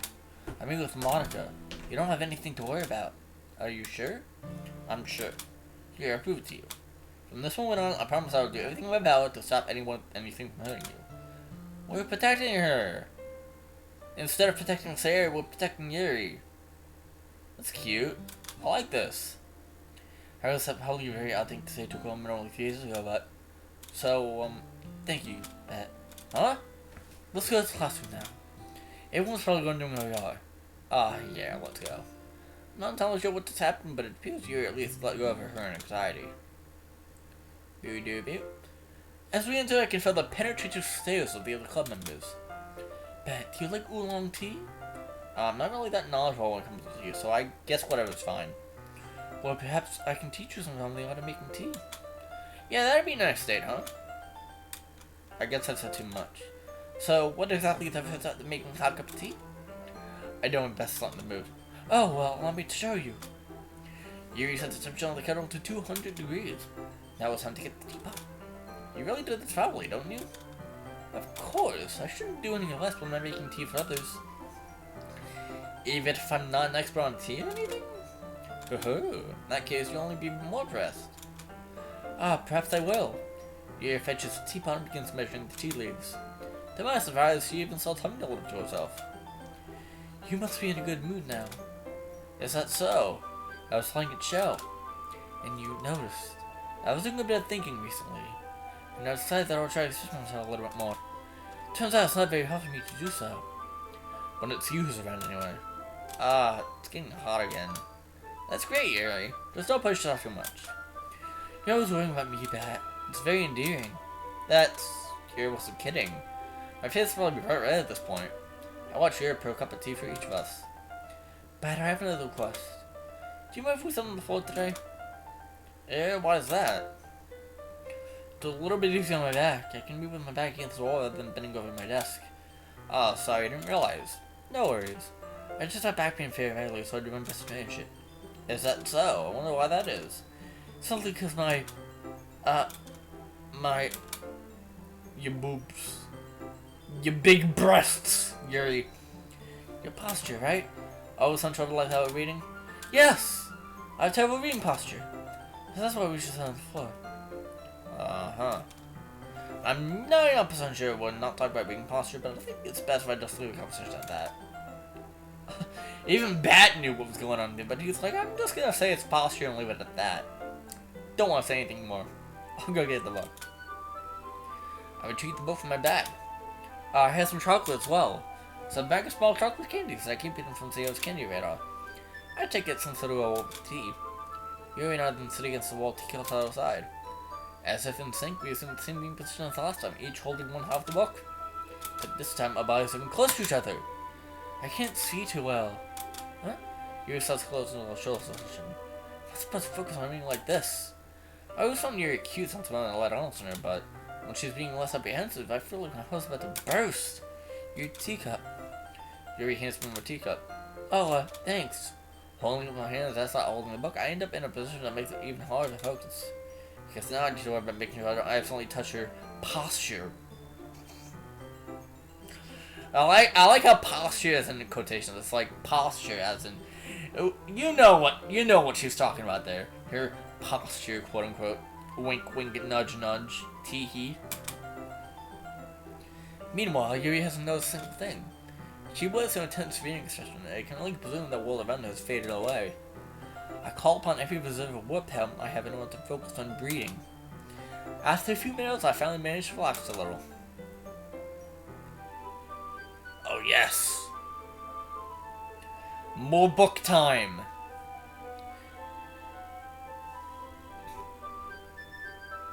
More book time, Pog you. Run, Lena! Keanu shouts at me. I run as fast as I can. Ugh! I hit something solid and fall on my back. Upon impact, the back of my head collides with the earth. My head begins to throb uncontrollably. I try to see what I ran into. A guard appears before me. He gazes at me with a cynical smile. He then motions to another guard and shouts something foreign. Get off me! Oh, get off me! And he can't yell from somebody else behind me. I try desperately to see what's going on. Suddenly, I remember I have that chocolate with me. But the teacup between my legs and home with their whole wrapper. Ah, sorry. Before I go to the work to finish opening the wrapper. You can have as much as you want. That's okay, I won't take any. Are you sure? Well, if I touch it, then it might get smudged on the pages. Ah, you're right, I didn't even think about that. My bad. No need to apologize. I'll hold the book, okay? Are you sure? Of course. Here, that's CD. Yuri opens the book with both hands. She holds it so that I don't have any harder of a time reading it. But as a result, the left arm's practically resting on top of my leg. My brain is short circuiting at this point. In that case, Yuri's already been dragged back into the book. I take a chocolate candy and pop it in my mouth. Then I take another chocolate and I hold it up to Yuri. She doesn't even look away from the book. She simply popped her lips as if the approach completely natural. What the hell am I supposed to do here? Can't stop now. I apprehensively place the chocolate into her mouth. Just like that, Yuri closes her lips over it. Eh? Yes, exception only breaks. Did I just... You looks at me like she needs to confirm what just happened. That? Sorry! I guess I shouldn't have done that. One of these days I'll hold the conversation with the girl without making a fool of myself. Ah, that's, well, you were just helping. That's something that friends do, right? I mean, not really in this kind of context, but yeah, that's all it was. Yeah, then you don't need to stop or anything. I see. At this point I can do my own horn racing. Your charge returns to the book. But even I can tell just by your description that even she can't focus now. I'm in too deep to top now. I knew squeaking on the chocolate between my fingers. So I had to place it into my mouth. But this time Yuri's eyes meet mine. How do you cut to this? Yuri doesn't avert her gaze. Her lavender eyes pierce through mine. I notice the chest resting and falling to the middle of her breast. I have half the chocolate stick in my mouth. Ah. What? I figured we don't give us so closer. It's just me. Monica! You bitch! What? I panic and I accidentally inhaled the chocolate. I sought to cough uncontrollably while the other members stared pitifully. I gulped down the rest of Yuri's tea to wash down the chocolate. Ah! It's time to share poems. You can help Yuri put away the tea stuff, right? Yeah, of course. Okay, thanks! Spell is abruptly broken. I'll take the cups. Yeah. Yuri picks up the teacups on the floor. Once I calm down from my near-death experience, I pick up the bag of chocolates. In the end, we hastily clean up without so much as a word between us. I get the feeling that this is something neither of us will have the courage to bring up. Ooh. Show and tell time, aka poem time. Ready to take a look at my poem today? Of course. I'm eager to see how you've improved. I wouldn't exactly say I've improved, but we'll see what happens. I ain't doing my poem. What's it read? Mr. Fingers, despite bitter judgment, despite what you know, eternity is encased in a rusty cage. No one can leave. No one can be free. The feeling of rust on the fingertips, it's like rusty spoons. Almost orgasmic. Is that a Salad Fingers reference? Is that a Salad Fingers reference? The horror of the sound of rusty spoons in a rusty cage. Scraping, scraping, scraping. Oh, Mr. Fingers. Yeah, Salad Fingers. Is that the connection? As contamination washes over the desolate landscape, the birds chirping tones and cries of men, the howling wind turns to screams of children, the rustle leaves into deafening silence.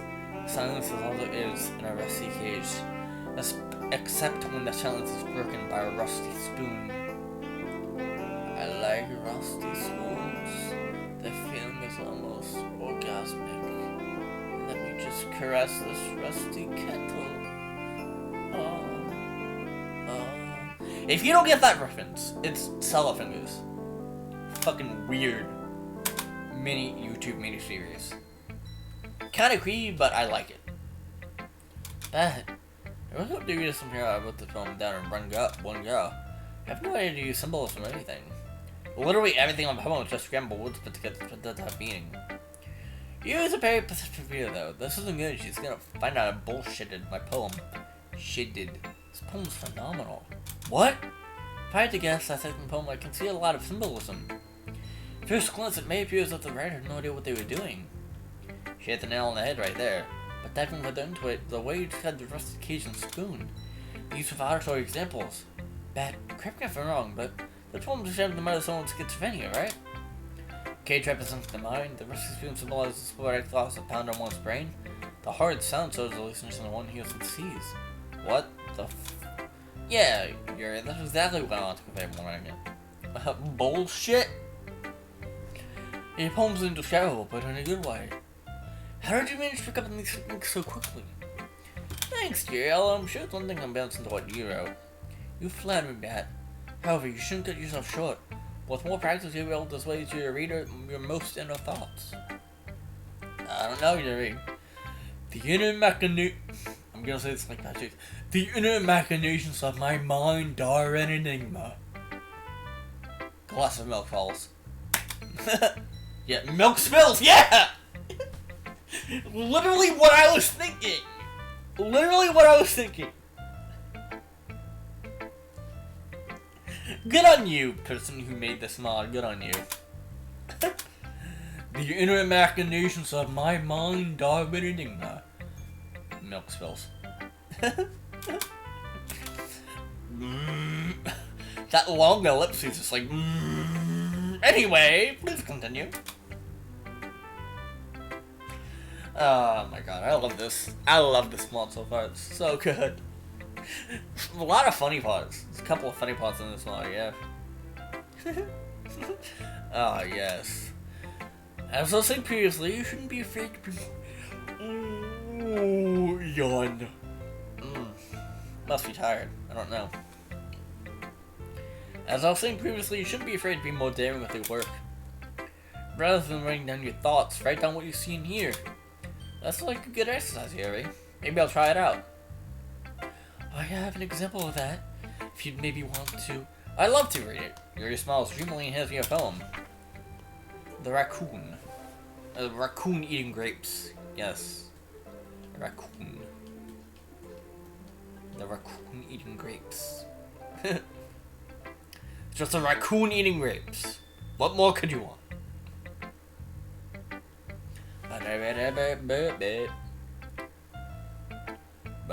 Yuck, yuck, yuck.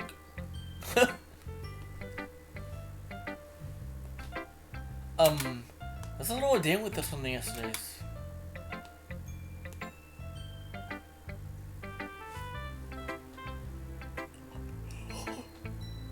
I can see that. It's a lot more metaphorical. Maybe I'm just dense, but I don't have the slightest clue as to what this poem is supposed to mean. That's right. Sitting close to my writing style, using the poem as a canvas to illustrate imagery and conveying emotion to them. Yeah, if I take it at face value, then I can't figure out what it's supposed to mean. Well, I think it's something different people can relate to in their own way. I want to accept the way that it feels me to indulge in my more unusual hobbies. So those are those things I'm usually forced to keep to myself. So I sometimes enjoy writing about them. Why do you keep them to yourself? Because they're embarrassing. People will make fun of me. Do you really think that, Yuri? Yuri nods slowly. Well, I suppose I can't speak for everyone, but I want you to know that no matter how strange your hobbies may be, I would never judge you based off them. You don't really mean that? Of course I do. Everyone has their own weird hobbies that they may not want to share. But it's not like you're doing anything dangerous, right? Right? I mean, I know I have a lot of guilty pleasures I'm best about. I feel like everyone has a little something like that. The best we can do is respect each other and individualities. Even if it's difficult sometimes, and some things may make us uncomfortable. After all, if I had learned to embrace my weirdness, I would probably hate myself. I might be ranting a little bit now, but I'm glad that you're a good listener. You're good at a lot of things. Writing, listening. There really aren't many people like you that's exaggerating a little bit. I'm gonna go pee.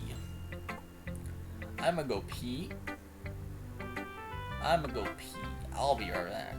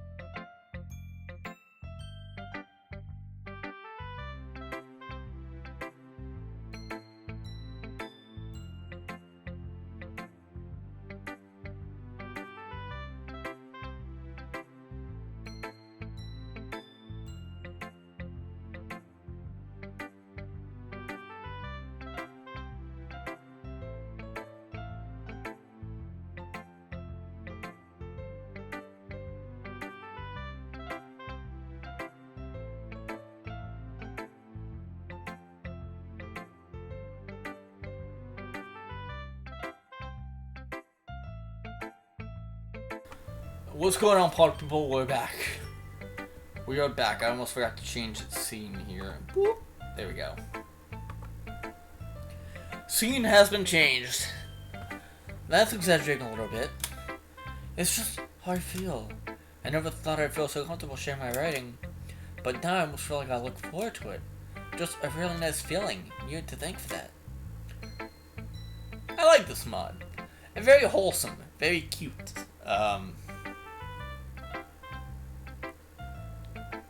I think we're gonna play more Yuri route mods. Like, for example, I'm gonna play Outcast after this. It's gonna be fun. Yeah. Rather the fact that I'm starting to blush. It's nothing really. You smile sincerely at me, but just a moment, tremendous things to disappear. Well, once again, that's everyone. After yesterday, I felt it was a bit easy to share my poem today. After all, I think it would be a big improvement from the poem I wrote before yesterday. On the other side of the room, Siri was talking to Natsuki. Wait, so he didn't kill him because the mothers are both named Martha? Yep. That's lazy writing, don't you think? Oof. As apparently I was on the room to stop on Yuri and Monaco sharing poems. Oh shit, we're actually seeing Yuri, more Yuri stuff here. Alright, this is cool, this is cool. I'm intrigued here. I'm intrigued. Looks like Yuri's trying to apologize. Yuri, let me tell you something. Monaco leans into Yuri's ear. You understand? Yes. Yuri nods similarly. What was that about? Begin to walk up, Monaco grabs everyone's attention. Okay, everyone, I believe I can lose a poem sharing for today. Monica, I have to go. At least pick up her homework. It's okay. Sure, Sarah. See you later. Bye. Okay, so we're not walking home with Sarah today, I guess. Sarah waves goodbye and skips off. I have to go too. My dad's making dinner. I have to be there on time. Not skill leaves without saying anything else. Monica's bound to teach the clubs with himself, I suppose. I guess it's just leave Yuri and me. I walk up to her. Hey, Yuri. Is everything alright? Is that something you want to tell me? I've gotta go to something! Yuri rushed out of the room and clung to her backpack. Well, that was odd. Turned around to stare at Monica. Hey, Monica? She looks up on the sex paper. Is there something you need back? Do you know what's going on with Yuri? She's a strange one, isn't she? Not that there's anything all that you. Yeah, but she seems to get some stranger than normal. Well, maybe you should just ignore her. Ignore her? You used to be my new people. So I just shouldn't talk to her? No. It's okay to make some light small talk, but just don't get too attached.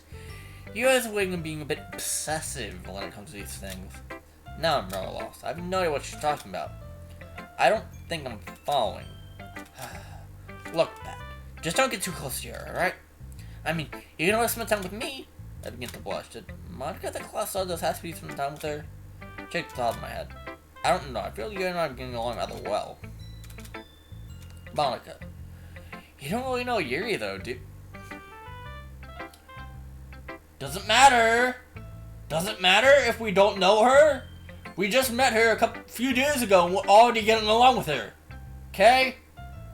Doesn't matter that we don't know her all that much if we're getting along with her. Okay? You better shut the fuck up, Monica. I mean, sure, she's serious, but I think I'm learning more and more about her each day. Also, earlier, Monica wasn't something you said to really bother her. What did you tell Yuri there? What do you mean? I saw you with Yuri and... Oh, don't worry about that. It was just some girl stuff. There's something good that she's not telling me.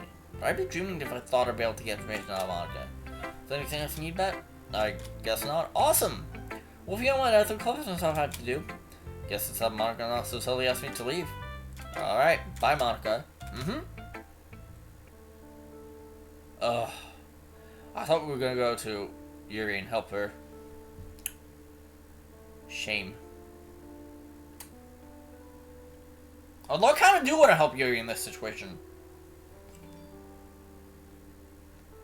Because what's Monica telling her?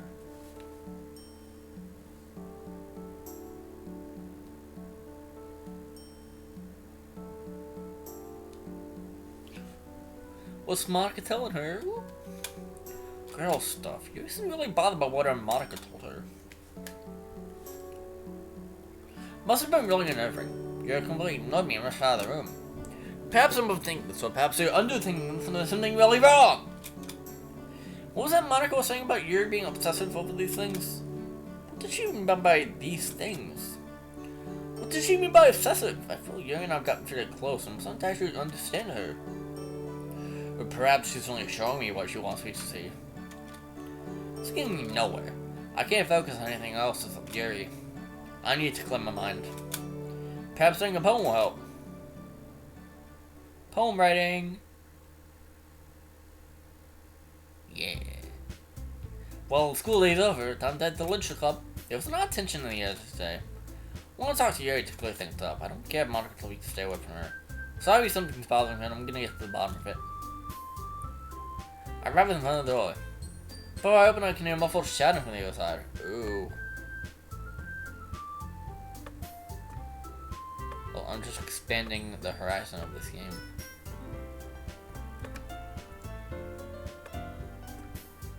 Hold on. Beep. Beep. Meep. There we go. Alright, we're good.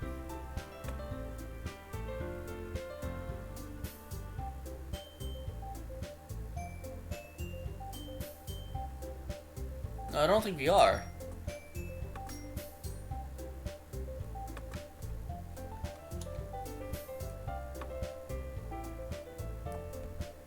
Hold on.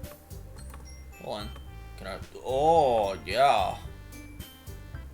And oh, hey, snap it right in there. Okay, we're good.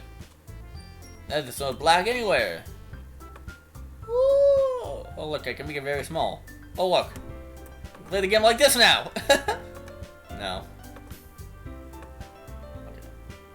Why don't I just, you know, no.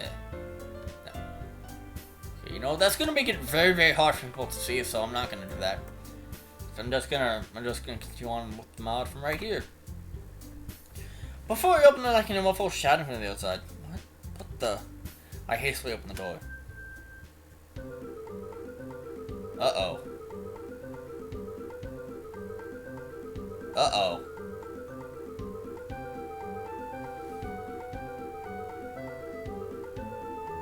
Uh-oh. Monica, I'm sorry for disrespecting you. I don't want your apology. Ever since you joined this club, you've been toxic. You sit at your desk, face yourself in a book, and don't communicate with any of us. You outcast yourself to take up space. You know there's a thing called a library, right, Yuri? So if you're gonna go to just read and isolate yourself, you can do it there. What do you say to that, Yuri? Yuri excels sharply. I think you're a total bitch! Oh, well damn, Yuri!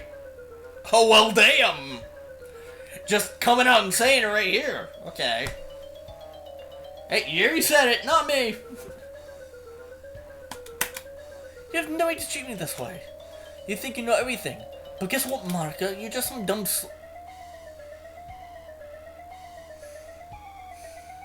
Well, damn. I didn't expect you to go this far. I call Monica a bitch, but I would never call her a slut. Holy shit. Yuri! Calm the fuck down! You think because you're popular you can walk over everyone? Well, think again, because when I'm done with you, not even your own pants will... Uh-oh. Yeah, go ahead, Yuri. Show everyone what you really like. Show Bat what you really like. You're going to know that I've been in the room this whole time. Batway is not what you think. I'm never gonna like this. Yuri's eyes frantically looking around the room. Here's the this one, Yuri. Have you...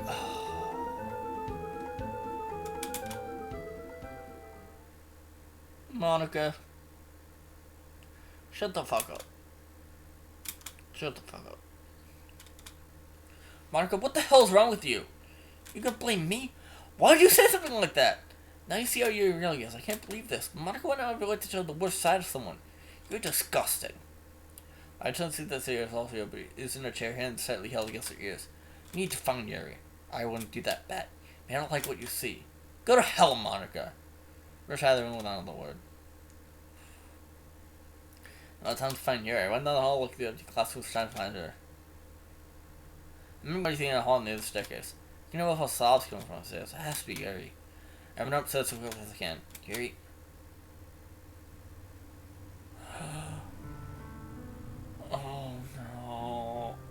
We knew that was happening, but...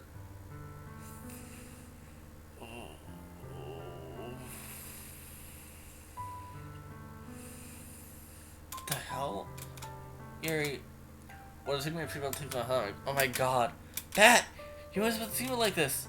Every feeling was trying to copy was opponent. My thoughts are hasty as my body shakes over. I stopped to walk closer to her. No! Stay away from me! A freak. Yuri, please, let me help you. It was cut so deep, let me see the nurses over here. No, please don't. I don't deserve to be helped. I take another step closer, Yuri. Yuri, I just want to make sure you're okay. You saw me. You saw me give such an indecent play. Back at the club, Yuri completely lost the cool, but it won't situation like that. I have so many bent of emotions inside of me. I was doing such a good job bottling them up, but they just slipped out. Take another step towards her. I said stay away! She continues to back away from me. I don't know what to do. She's locking herself in a cage, but all I want to do is let her out. Why, Yuri? Tears crash around her. She has the blood stain the full tiles. I can't help myself. Can't fight the urges. I can't control the pain I feel inside. I can't let people accept me for who I am. Jesus, dude. Accept me for who I am. Because who I am is a monster. Taking most steps to reach out for her. Stop it! Don't you understand I don't want to be helped? Just leave me alone! Yuri turns around and runs away from me. Wait! I shout out to her, but it's no use. She's too fast on the loose side of her. I followed my lips, turning my head down in shame. This was happening all this time. They would have known. I have to find her. Past my eyes and tiles, I heave myself with no feet. I continue to rush down the hallway. As I turned the corner, I hear a small pink figure near the vending machine. Oh! Ah! Oh, Natsuki, I'm so sorry. Which way are you going? If you were going fast, you wouldn't have ran to the ground. I'm sorry, No, she has two coins in her hand. Natsuki, why are you holding... Shut up! It's not your business. Alright, sorry, I don't mean to defensive about it. Damn. Alright, I'm sorry. My just haven't been doing good financially, so any money, no matter how little, helps a lot. Oh, now I feel bad. Forget I said anything. Why are you here? Shouldn't be in the club? Well, I was, but it was a long story. Anyway, I need to find Yuri. Why, are you stalking her? Do you really call for the stalker? Natsuki, seriously, you need to know where she is. Well, I suppose I could help. Really? How? She lives down the road from me. Can you take me there? Like I'm gonna help you stalk her. Facepalm. Natsuki, for real. For her safety, I need to find her. Oh. Find such people like that, I hope. But if you did anything to her... Yeah, can we go now? Natsuki leaves me out of the school. What was that she said about her own situation? Sounds like the boy her father doesn't make enough money to the point of working on the big machines. The way she brushed up the topic makes me feel like there's more to it. There is, but, you know, something. Get belong to him. Right now, Yuri needs my help. Natsuki stops and points to a house. There it is. Thanks, Natsuki. Whatever, just keep it between you and me, okay? She walks up and is eventually out of sight. I make my way to the front door. Here I go. Press against the doorbell. No answer. I knock loudly on the door. Yuri, it's me, Bat! I just want to talk to you. I walk about to one of the upstairs windows. Sight can pop up a few people around the curtains. Quickly she took the curtains shut.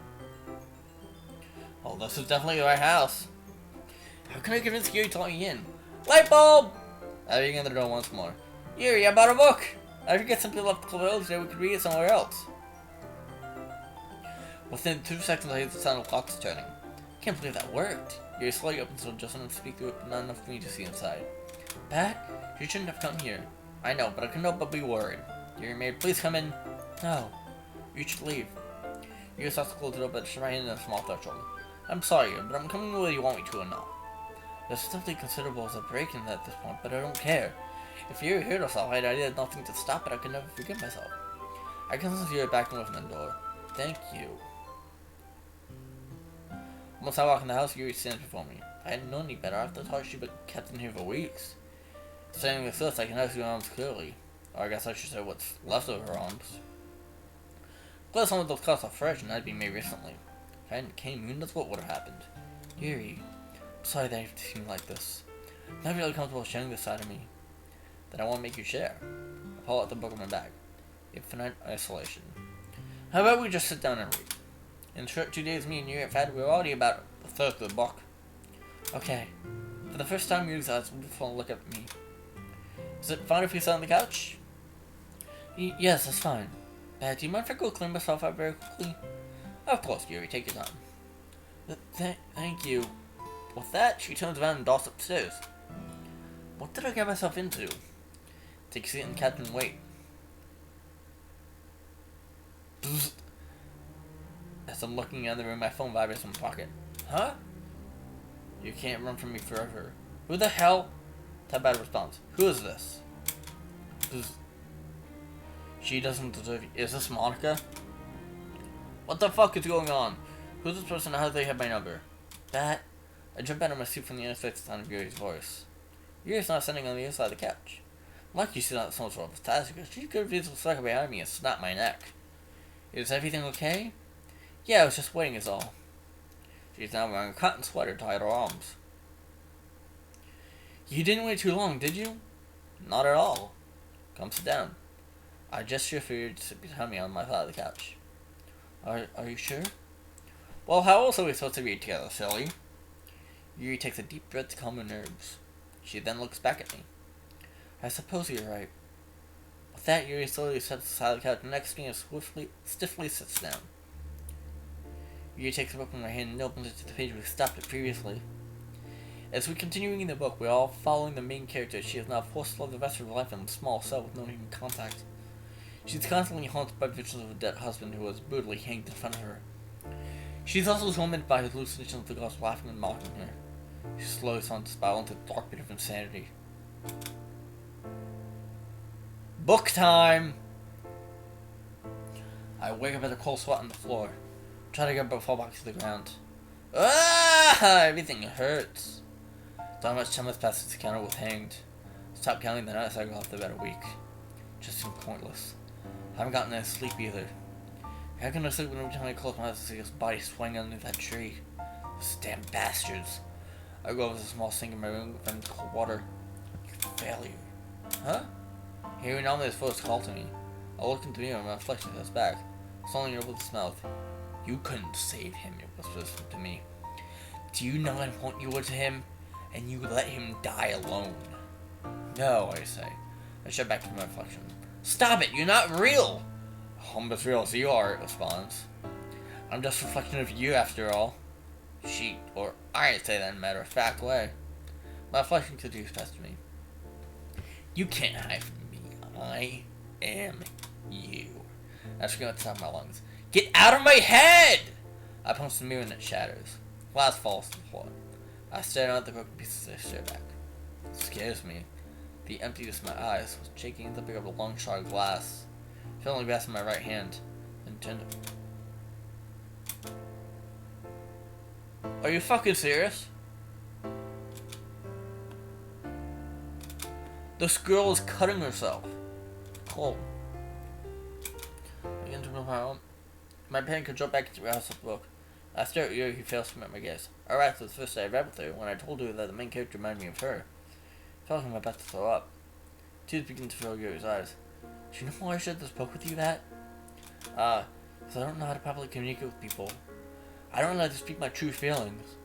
I don't know how to show people who I really am. The only thing I know are books. I had hoped that by sharing this book with you I could somehow show you a glimpse of my mind. But now I realize that was a tragic mistake. Because now you see who I really am inside. Yuri. I reached out to grab her hand, but she jerks it away. Tell me why you really care that. What? You didn't come because you wanted to read. You came because you felt sorry for me. You thought I would hurt myself if maybe she trails off. I asked myself, why did I come here? It's not like I was forced to. I only met Yuri 2 years ago, so why do I feel as obligated to help her? You're right, Yuri. Huh? She looks up at me. I stared deeply into her lavender eyes, and they pierced back. I didn't come here originally to agree with you. I came because I was worried about you. Because I want to help you, Yuri. What you're doing is dangerous, and I want to help you stop. But that, I can't.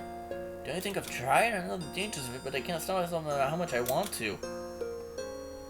What would now be any different? Once again, I reproduce it, except this time she doesn't move away. I held her hand gently wrapped in mine. Because this time, Yuri, you're not alone. I'm gonna help you, and we're gonna get through this. Together. Why help me? All I've done is bring you into this world of hurt. It's every time you affect me, I'm pretty sure I won't tell you to leave yet. For some reason you stay. Because you're because that's what friends do. They stay by each other, no matter how hard life gets. I almost just told Yuri I love her. Do I love her? Yes, you do. I don't even know what love is. I don't have any friends back. That's not true, because now you have me. I won't let anything or anyone hurt you from here on. Suddenly I remember something. Oh, I almost forgot. Huh? I have something for you. I grabbed my bag. You weren't at the club today, so we didn't get to share poems. Paula, I should look for my bag.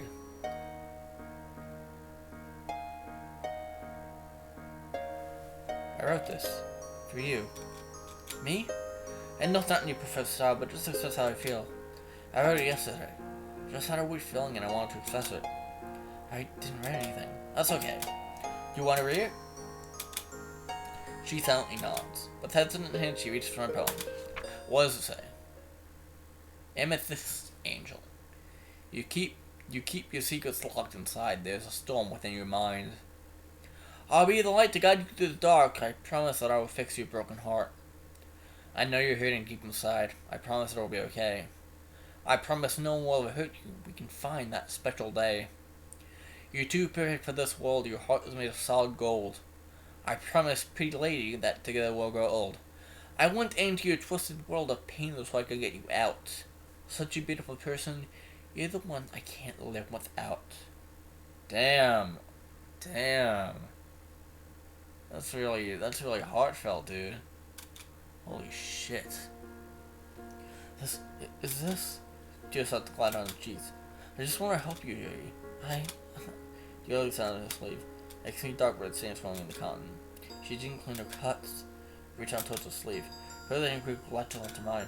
Pat! Please, trust me. She slowly exhales and hesitantly lifts the grip of my arm. I slowly roll up the sleeve. The head on his close again noticed it was damaged. Progress completely mangled her arm. Lines upon lines of cuts all in a row. Some new, some old, some shallow, and some dangerously deep. You ever forsake it? Yuri nods and stands up. I get up and shake feet to the bathroom.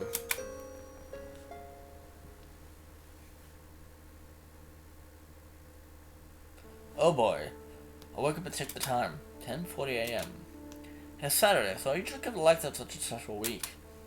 Unfortunately, that's not the case concerning the events that occurred yesterday. But Natsuki's home situation today are inviting me not to mention those mysterious texts I got. And of course, Yuri. After I cleaned a cut so it was getting late, I felt it would be best to go home and I feared Yuri may implode from anxiety. Before I left, however, I asked her if she would like to go out today. I told her about a fairly new cafe that opened downtown and she said she would like to go. I guess I should start getting ready then. I sat her on my bed and looked through the window. It's a bit cloudy currently, but it looks like it's going to clear up later.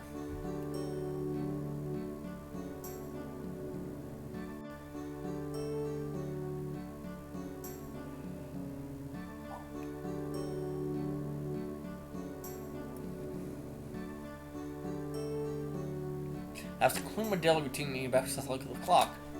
Chipotle's nodding out now. I pull up my phone and send a text to you. I'm glad I remembered to get her number before I left. I'm making my way over to your house right now. Are you almost ready? Hopefully today will be nice and easy. I think Yuri deserves to have a normal day for once. I don't expect it to pick up her cutting, nor do I plan on bringing it up. I'm gonna help her, but I have to wait for her to be ready to open up. Yes, I'm ready. Perfect. I've got my wallet and keys and exit my house. I arrive at Yuri's house and ring the doorbell. Immediately the door opens and Yuri steps out. Hello. Ooh, I like that. Have you only read the doors the entire time? Oh, well, you said you were on your way, and I know, but it's nearly a 10-minute walk from my house to yours. If you were ready a long time ago, you could have texted me, and I could have gotten here faster. Ah, it must have slipped my mind. Anyway, shall we go? Yes, let's go. Yuri beams at me. A pleasant sight to stay up to such a horrendous few days. We walk until we get to the downtown area. Part of town full of all sorts of restaurants, shops, and clubs. You name it, it's here. Street performers and beggars hustle on the sidewalk on occasion. We walk by Ross filming on an acoustic guitar. And now, anyway, here's Wonderwall. Today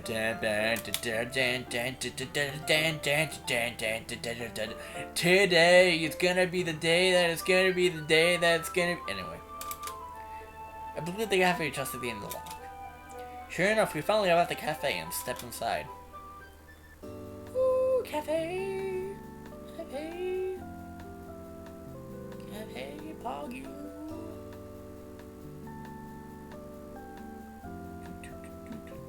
Uncle Mugens.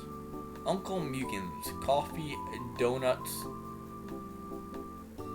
pasta, and burgers. Ooh. Sure enough, we finally left the cafe and stepped inside. We sit down and look at the menu. Well, you're the tea expert. What do you recommend? There's so many companies. I don't want to do something you don't like. Relax, here. I'm not super picky. Maybe I get a green tea. That's a fine choice, bet. Perhaps I'll have the ginseng tea. I have no idea what that is, but if Yuri's getting it, it must be good. I turn to Yuri to see she is talking to herself. Are you alright? Yes, I'm okay. I'm just rehearsing my order. What? You don't mentally prepare how you're going to phrase your order before ordering? I can't say that I do. Oh, this is very embarrassing. No, I've done it. I really need to get better talking to girls. Hey, don't worry, I'm sure I'll let people back to the orders. Plus, I think it's kind of cute. But did you— Next! That's us. How can I help you today? May I have a green tea? One green tea. The catcher gets some out, then turns to Yuri. And what can I get you, ma'am? I guess I didn't really finish your rehearsal. I'll take the tea. Catcher said to look at Yuri. Ma'am, we have a lot of different kinds of tea. He points at the minivan. Of course, I'm sorry. Catcher, clearly comfortable, looks at me. Someone shouts behind us. Can you hurry up already? Some of this places to be. June sees us and notices a large line behind us. I look up to Yuri, who just pale as a ghost. I guess order for Yuri. Yeah, I'm gonna order for Yuri. You have a ginseng. He writes the order down. One ginseng and one green tea. Will that be all? Yes, thank you. I'll pay for order, then escort Yuri to an empty table. I'm sorry. It's okay, you don't have to apologize. But those people were clearly angry at me. I embarrassed you, didn't I? Yuri, look at me. It's okay, you didn't embarrass me. Also, who cares what those people think? They want to be patient men, then that's their own problem. Don't worry about what other people think. Also, I'm sorry. I shouldn't have distracted you when you were practicing your order. Thank you for ordering for me. Don't mention it. The waiter comes by and hands us our tea. Anyways, I'll suggest— Pat, can you stop saying that? Saying what? Anyways. Perpetuum is anyway. Anyway is an adverb, thus they cannot be plural. And while anyways may technically be a word, it's often used in colloquial language and it's very informal. I'm sorry, I guess. Maybe it's not rude or anything. It's just— Did I just reverse again? Yuri, it's fine. I appreciate you informing me that it not sound informal. Oh, you're welcome. Well, let's enjoy our tea before it gets cold. Good idea. We thought to drink our tea in silence. I should strike up a conversation to break the awkward tension. So, Yuri, when did you join the Lucha Club? You know, before I went to hell. Well, if I'm being honest, I was to meet people with similar interests as me.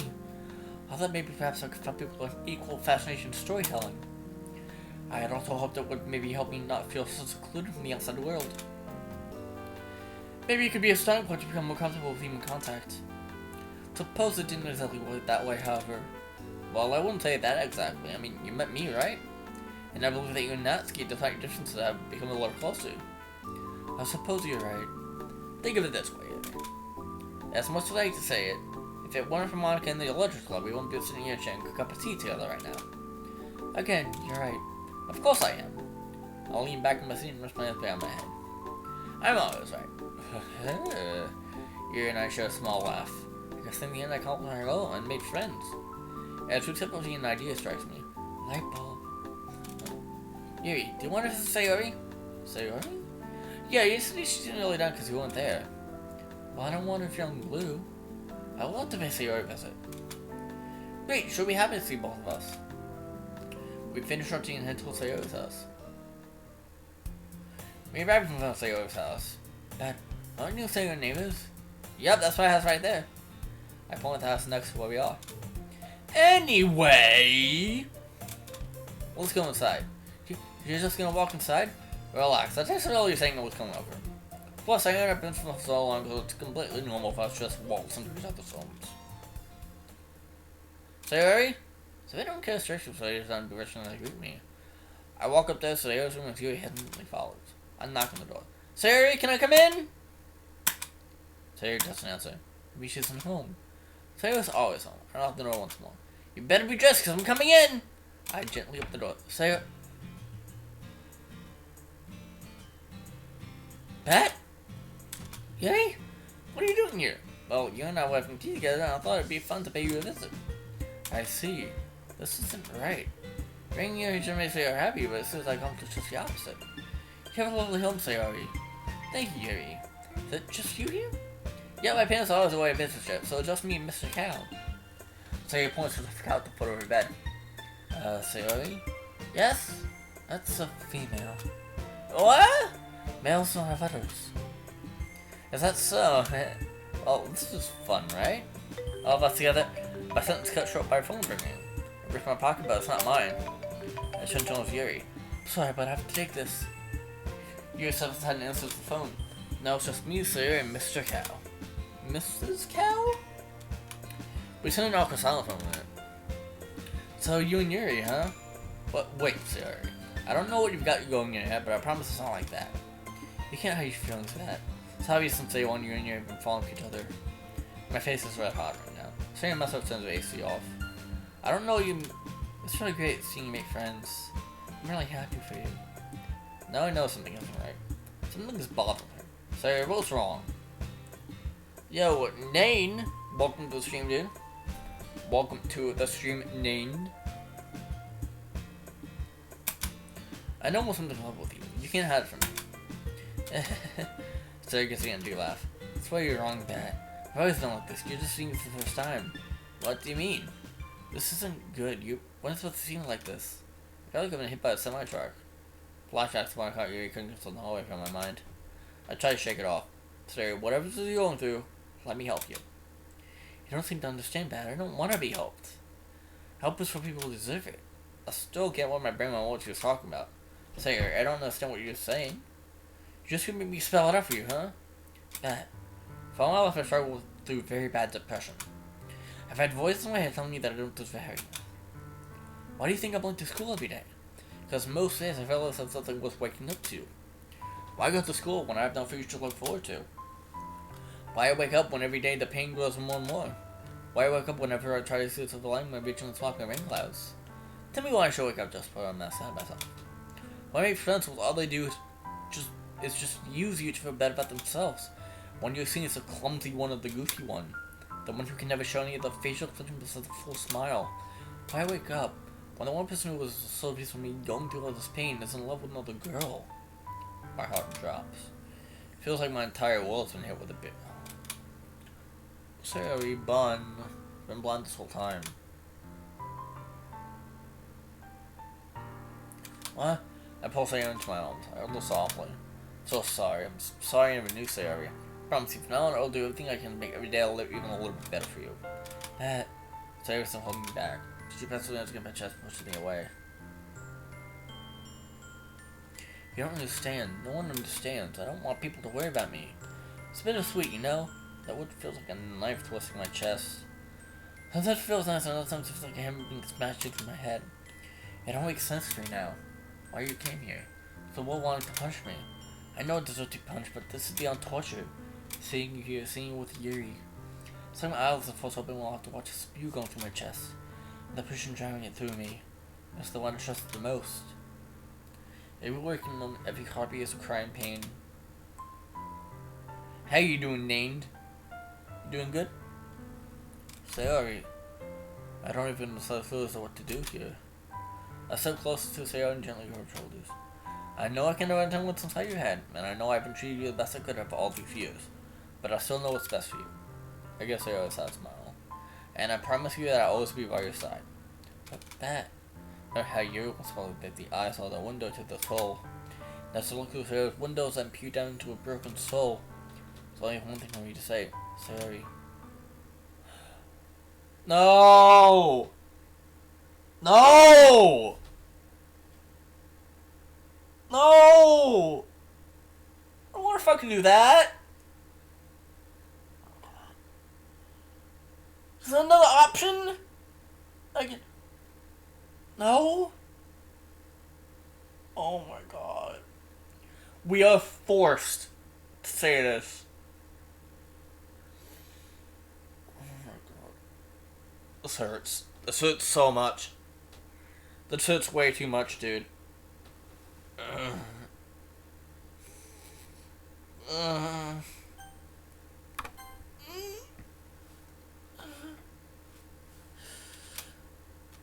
Oh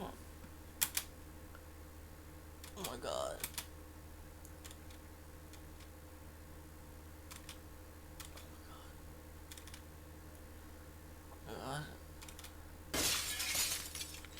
Oh my god. Oh.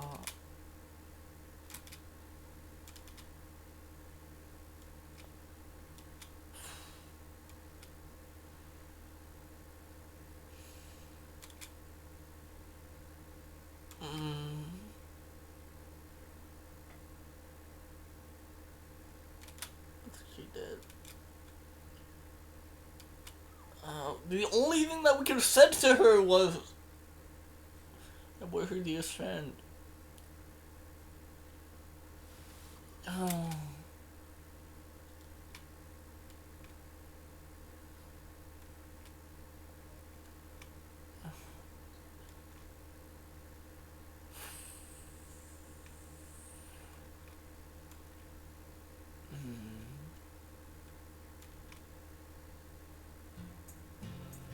Oh my god!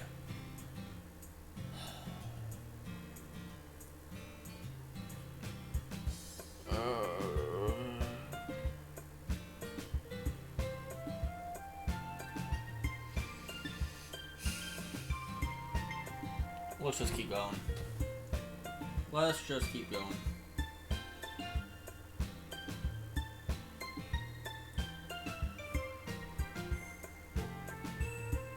Let's just keep going.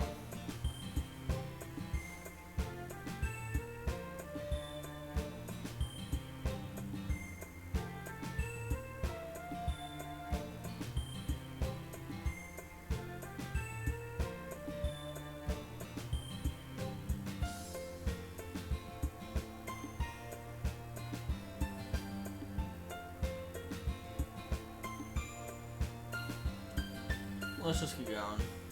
Anyway.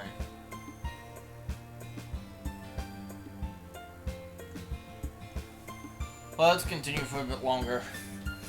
Have you ever seen a more beautiful place, Pat? Can't say I have. Admittedly, before I met Yuri, I would be caught dead next to a bookstore. You went into a bookstore earlier! Huh? But as I've gone closer to her, I've actually started to build a passion for reading. Pat, do you see that? I follow Yuri's finger to see what she's pointing at. It's an advertisement for a book. A Sakura's Guide. Shake my head. What's that? Supposedly a sequel to Infinite Isolation. It's what the main character is planning to escape in the spirit of her late husband guides her and protects her. What do you think about the Sakura? The husband was hanging on a Sakura tree. Are you not paying attention to the book? The book said cherry blossom. The same thing, Bat. Looks like it's my turn to be embarrassed. Change the subject. Well, why don't buy it? Once we're done with the current one, we can start the new one. Wish we could, but unfortunately it hasn't been released yet. Only the title's been shown, the author didn't mention anything else about the book. Well, I can't imagine anything more annoying than all season of project but never revealing anything else about it.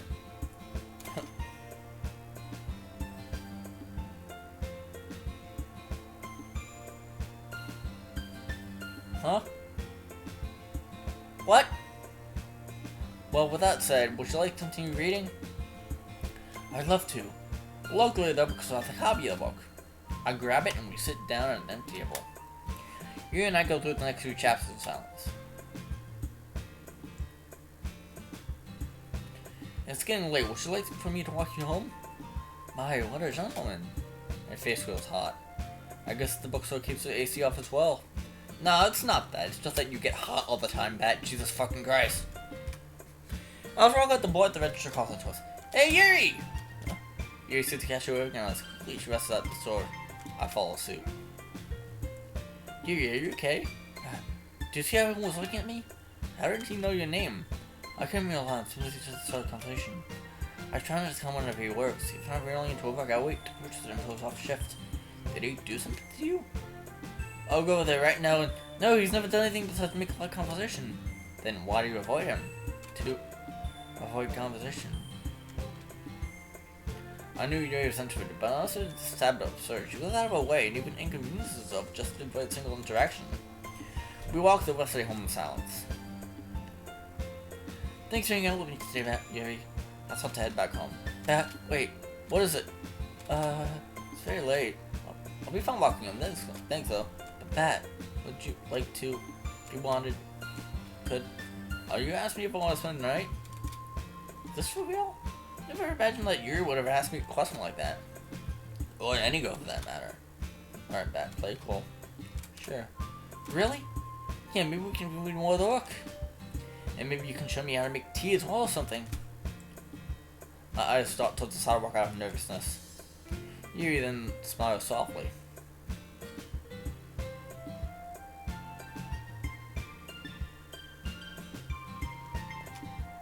I like that. We both walk inside Yuri's house. I'll start the tea. I love this so far. It's good. It's a good mod. We're gonna help Yuri. We're going to help Yuri. No matter what it takes, fuck Monica. No, not fuck her in that way, but fuck Monica.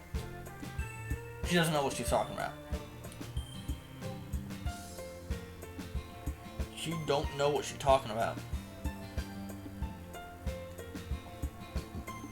She doesn't understand.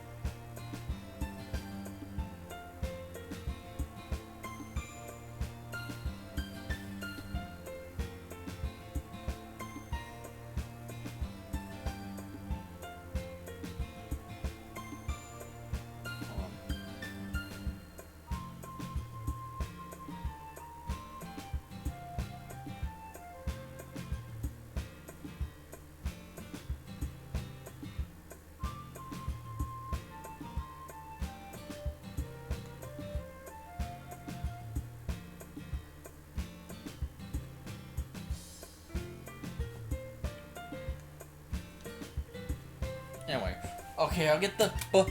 I don't have the book. Keep it in my backpack. Here he comes back. Something wrong? I don't have the book. You thought to give us my distress. Did you hear who you are? She gestures to a large bookcase in the living room. Ah, I'll walk over and sure enough find the book titled Infinite Isolation. I pluck it from the shelf and take a seat on the couch. Here he comes back, tea in hand, and places the teacups for holes on the table. We get in a normal reading position and continue to read for a little while. Book time? No. Not book time. The opposite of book time. Book time stops!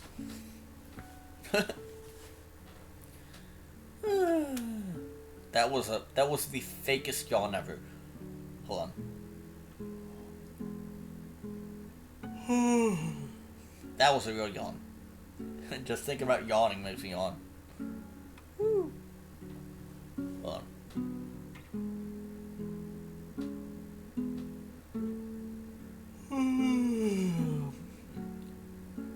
Why does it think about yawning makes everyone yawn? It's like, bruh.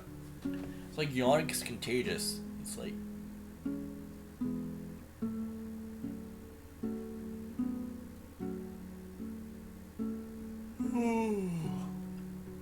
stop that. Because I'm gonna keep yawning for the entire thing if I... No. God damn it. God damn it. I can feel it coming. Heard.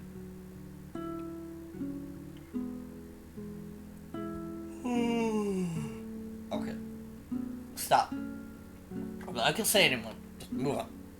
Are you ready to go to bed? Yuri rubs her eyes and nods. Alright, we'll stop you. I close the book and stand up. I guess I'll be sleeping here. Bet you're my guest. What kind of else would I be if I let you sleep on the couch? Well, where else am I gonna sleep? In my bed. In bed with me. In bed with me! Yes. I'll be able to say what I think you're about to say. I'm sorry if it's a stupid question. I shouldn't be pushing this too far. Maybe it's best for you to go home. I'm sorry for forcing you to spend time with me. Here, again, you're overthinking things. You didn't force me to do anything. I'm glad I'm here. Suppose if you're okay with it. She looked up at me. I have a big bed, so I wanted to lie so close to each other. You gives a small grin. We both share a small laugh and head upstairs. Oh. Nice. Act 2. A Cure for Pain.